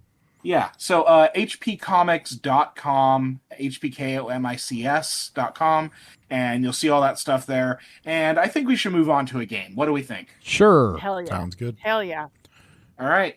Today's game is Monkey Paw. Oh no. Oh no. I like how all of us are like, oh shit. Oh It's a boy. Monkey Paw situation, right? You wanted a game, so you get Monkey Paw. Oh boy. I prefer Super Monkey Paw. So I'm going to give you all a scenario, and you're going to give me the Monkey Paw worst case reaction to the scenario. Like, what's the worst thing that can happen? Oh, I've got major depressive disorder. This is gonna be easy for me. Bipolar motherfucker. Let's try. Yeah, fuck this. Fuck your joy. Okay, so you've just won the lottery, and the Monkey Paw curls. Oh, What happens? Oh, that's easy. Everyone I ever hated in life rediscovers me and, is hitting me up for money. Fair. Or someone just kills me. Like, No. No, you can't do that answer for every single one. I've though. got- I already know that's where this is I going. gave you into something else. I've got one that's a real motherfucker. Huh. Okay. You win the lottery. You get all that money. It came from a fund to feed orphans. That's pretty good. I like that one. Yeah. What you got, Ruth? Ooh, okay. The first monkey paw reaction I have is the resources and abilities and education to others to make our what's the word? To make global warming reversed. I'll basically hire anybody that can make this bullshit better than it is. Oh, so you're proposing a monkey paw scenario. I am doing my best to try to verbalize a monkey paw scenario where we can make our planet not be fucking dying immediately. I have in monkey paw world, I have a couple more. So I'm starting with, let's try to make our planet not fucking toxic. Okay, because I was going to give you all the scenarios and you give me like the worst case scenario. Yeah, Okay, like the okay. bad thing that happens. Yeah, so you win the lottery. Okay. What's the bad thing that happens? The bad thing. Okay. Yeah. Okay. I win the lottery. I want the. Oh, okay. Ooh. Yeah. I win the lottery, and let's say I choose one of my selfish choices. I become a fucking. If this is really terrible, I become an untouchable billionaire. That's what happens if you are not choosing. Okay. To Okay. be You know good. what? That works. You won all If that you're not money, choosing to be and good, you become an untouchable billionaire. That's right. Am I not wrong? No, that's fair. That's fair. That's a bad thing. So while Kevin was talking, I had thought of one I'd throw in at the end, which is basically what Ruthanne says. Like, you win the lottery, then 1 year later you wake up and realize, fuck, you're just like Elon Musk. Yeah. Exactly. Mike gets it. Mike fucking gets it. No, you got it. You got it. That's good. Oh no, I hate myself for it though. Oh no. Okay. Well, I'm bad. Well, at least know, the statistical most likely outcome of you winning the lottery is you just end up broke afterwards anyway. Oh, I know. The statistics, like, so many people die after winning a certain amount of money. Well, that's because they start partying and just do all the drugs. Exactly. Like, there's so many documentaries about it. I don't know what happened. He just filled the trunk of his car up with cocaine and snorted all of it. He got blood in his cocaine system. He tried to snort a Chris Farley amount of cocaine on a Welcome to the fentanyl factory, motherfuckers. He pulled a Richard Pryor and just... Oh shit, he did. Okay, all right. Okay, here's a new situation. All right. The world has come together to finally fight climate change. What's the worst thing that can happen? They fight it with nuclear weapons. Nuclear winter, baby. Well, if there's no people, this climate will stop changing, won't it? It goes in completely the opposite direction, and we go into a world-ending ice age. Okay. So it's the worst thing can happen. Mm-hmm. You get your wish. You get your wish, Okay. but there's a shitty consequence. Like, I wish I had some yogurt. Okay, great. It's spoiled, or like we fight climate change by launching people into space to create a solar shield. Something like that. All right. Yeah. Well, humans are terrible. Yeah. We've done awful things to everything, and we've destroyed everything that matters. Mm-hmm. And I say that as somebody as a human, and I mean I'm depressed human, but also terrible. So, ooh boy, too real. I say, whatever it takes to keep this planet going, we launch ourselves either into space or into soil to make this complete. So we're all just buried. Yeah, no, to stop climate change. We're all just dead. Well, that was kind of my thing, but with less nukes. We all go to Mars. We all go to. What I choose. Mike's choice is what I choose, which is: am I fertilizer, or am I? Well, yours sounds like less radiation. So yeah. Ooh, that's true. That's true. I don't want to set the world on fire. We all go to Mars, but it's under Musk's company. Oh God! Fuck off! Am I allowed to try to? Okay, I shouldn't put this on radio. Am I allowed to hug Musk to a comfortable place before I go? Nope. I wish that was I'm all allowed that to hug him so hard. Can I hug him really, really hard? Can you hug him in Minecraft? I'm not saying shit after the Charlie Kirk shit. I don't know what you're talking about. Him hard? There's gonna be a lot of beeping in this section. I ain't editing shit. Oh God damn it. Sorry, buddy. No, you're good. You're good. Honestly, take me out. I don't give a shit. No. Anyone who listens to this show doesn't like Elon Musk. So we're good. It's 3:30 in the morning in Boston. Yeah, it's 2:30 here. So okay, let's do one more scenario. Let's do one more scenario then. I'm for it. I'm for it. I'm all for all of this. Okay. Scientists have just perfected the perfect hybrid pet, part cat, part dog. What's the monkey paw element of this? it's just the asses of both animals. No heads, just two butts grafted together. Well, I was going to say the opposite. You had the Nickelodeon cartoon already. It was Cat Dog. That's true. But that was delightful. Yeah, and then they just one eats and shit comes out the other one's mouth. Whichever one's eating, the other one's is ass. that any better than the other case where the ass has to eat the food? Again, none of those sound optimal. No. So they create the perfect hybrid of a dog and a cat, Ruth. What's going to be so terrible about this? Oh, So as someone who works in wildlife, the unfortunate evolutionary choice is that they have multiple assholes. Just covered in them. And this becomes the norm because people would make this a fucking like pedigree thing where they decide it is both is better, and then you have dog cats that have absolutely two assholes, and I hate everything about it. Humans are the worst. This is my goal for more assholes. That's the question. This is my golden shitter. This is my golden shitter. His name is Butsy. Oh my god, this is my job, and it's unfucking. It's unfucking. Oh my god. Too real. Oh, I love everything about all of you both. All three of you. Do we want one more monkey paw? Well, hold on. Hell yes. So I want to give a better answer for mine because mine was basically the opposite of Kevin's. Okay.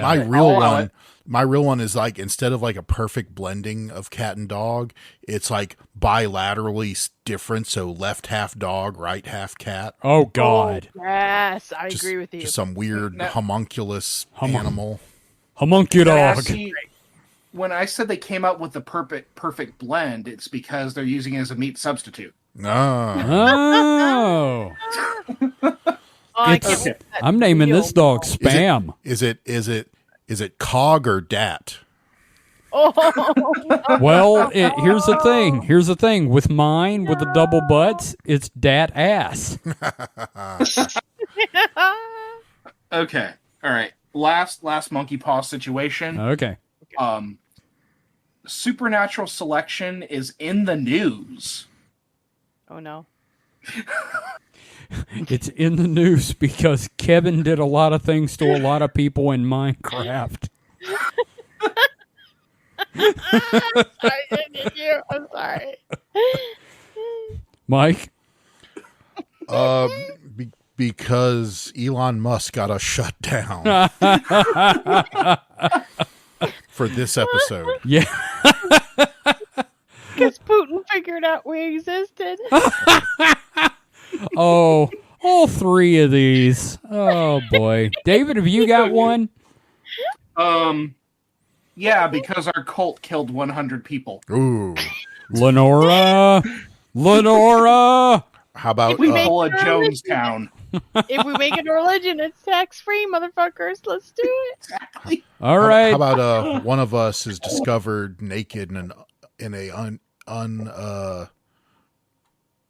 inappropriate place? I'll be naked places. Women are naked places all the time. Mike, are you trying to say one of us ends up like Charles Rocket?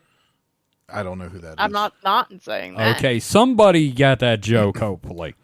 Womp womp. Well, who would it be? What's that, Mike? Out of us three, the hosts, No, make your game. I'm so sorry. who would be the one found inappropriately naked somewhere? Me. Are we dead or alive? Alive. Yes. Oh, David. Yeah, it's me. Yeah, no, it's David. It was a graveyard. We're not gonna say what he was doing there, but it was a graveyard. I don't know. I thought it'd be me, like at the DMV. I don't know why. That just seemed funny. Mike's amazing. Oh my God! All right, that concludes this game of Monkey Paw. So we're about ready to wrap up. You know, you were on a rough journey. You know, leaving Slop Town. We found you. We gave you some nourishment. We took care of you. We gave you an upsetting amount of hot dogs. You have climbed Mount Sustenance. But, you know, we always try to leave you with just a little bit of, like a positive affirmation. So, you know, Ruth, if you would take that away, like what's a positive affirmation that you want to put out there? Well, no matter what... Give me the... Well, On the spot. Well, Where? no matter what amount of hot dogs that you put into your body, it is... Hold on, I'll get there. I'll get there. Hot dogs are all about what you need in your nutrition, your life, and your spiritual need. So eat as many hot dogs as you want to make it into your day-to-day, into your spirituality.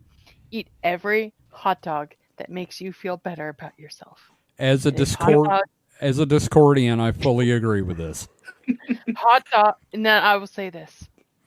Hot dogs are your spiritual gateway into whatever you need to bring you into the afterlife. Yeah, because they'll kill you. There's so much sodium. Hail Eris, hail Discordia. Not to mention the nitrates. Hail Eris and pass the hot dogs. Damn right. Eris and pass the hot dogs. We are all one, and you are one of us. Mustard is the condiment of the goddess. And that ends this episode of The Distraction Hole. Before we climb out of the hole, can I just say, if you would like to read The Errant Apprentice, head to royalroad.com and search The Errant Apprentice. I was going to bring up plugs, motherfucker, but okay. Sorry. I didn't know. Hey, I'm tired. Go off, motherfucker. Anyway, yes, please check out The Errant Apprentice on Royal Road. It is fantastic. It is a ton of fun. I echo that sentiment. Mike, do you have anything to plug? No, you don't usually, so we'll move on. Damn! At least let him say it. Like, do you have something to plug this time, Mike? No, I don't, but, you know. You gotta give him the chance. It's nice to be asked if you do. Mike, we haven't chatted much, but I adore you. Ruth, do you got something you want to plug? Spooky Dice Bag, where I play Astrid. We have our friends Shal and Randrill here with us. Please come listen to our actual play podcast. We have fun there. We are full of nonsense. And honestly, the hot dog shenanigans here, not much difference from what we do in a D&D conflict. Yep. So After all, a hat is a shoe for your head. A hat is a shoe for your head if you want to hear everything about what Shal / David does. A bowl is a shoe for your soup. And Grandrule dresses like he's the Highlander, and I cry in the corner and write in my journal because I'm an emo piece of fuck. So I love you all dearly.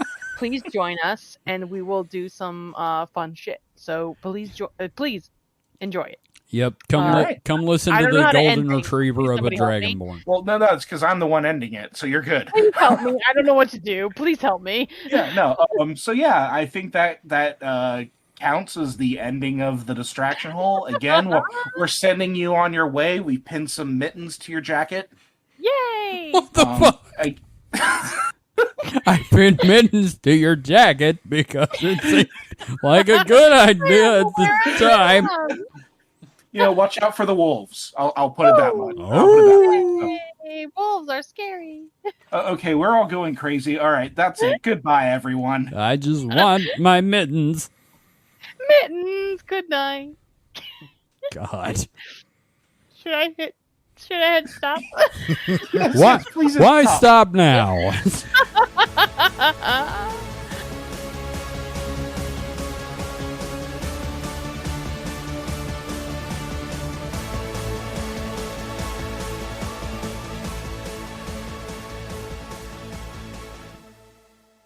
Are you recording? I am recording. I'm recording too, just to spite you. Ha ha, fucker. Damnation and a pox on you, sir.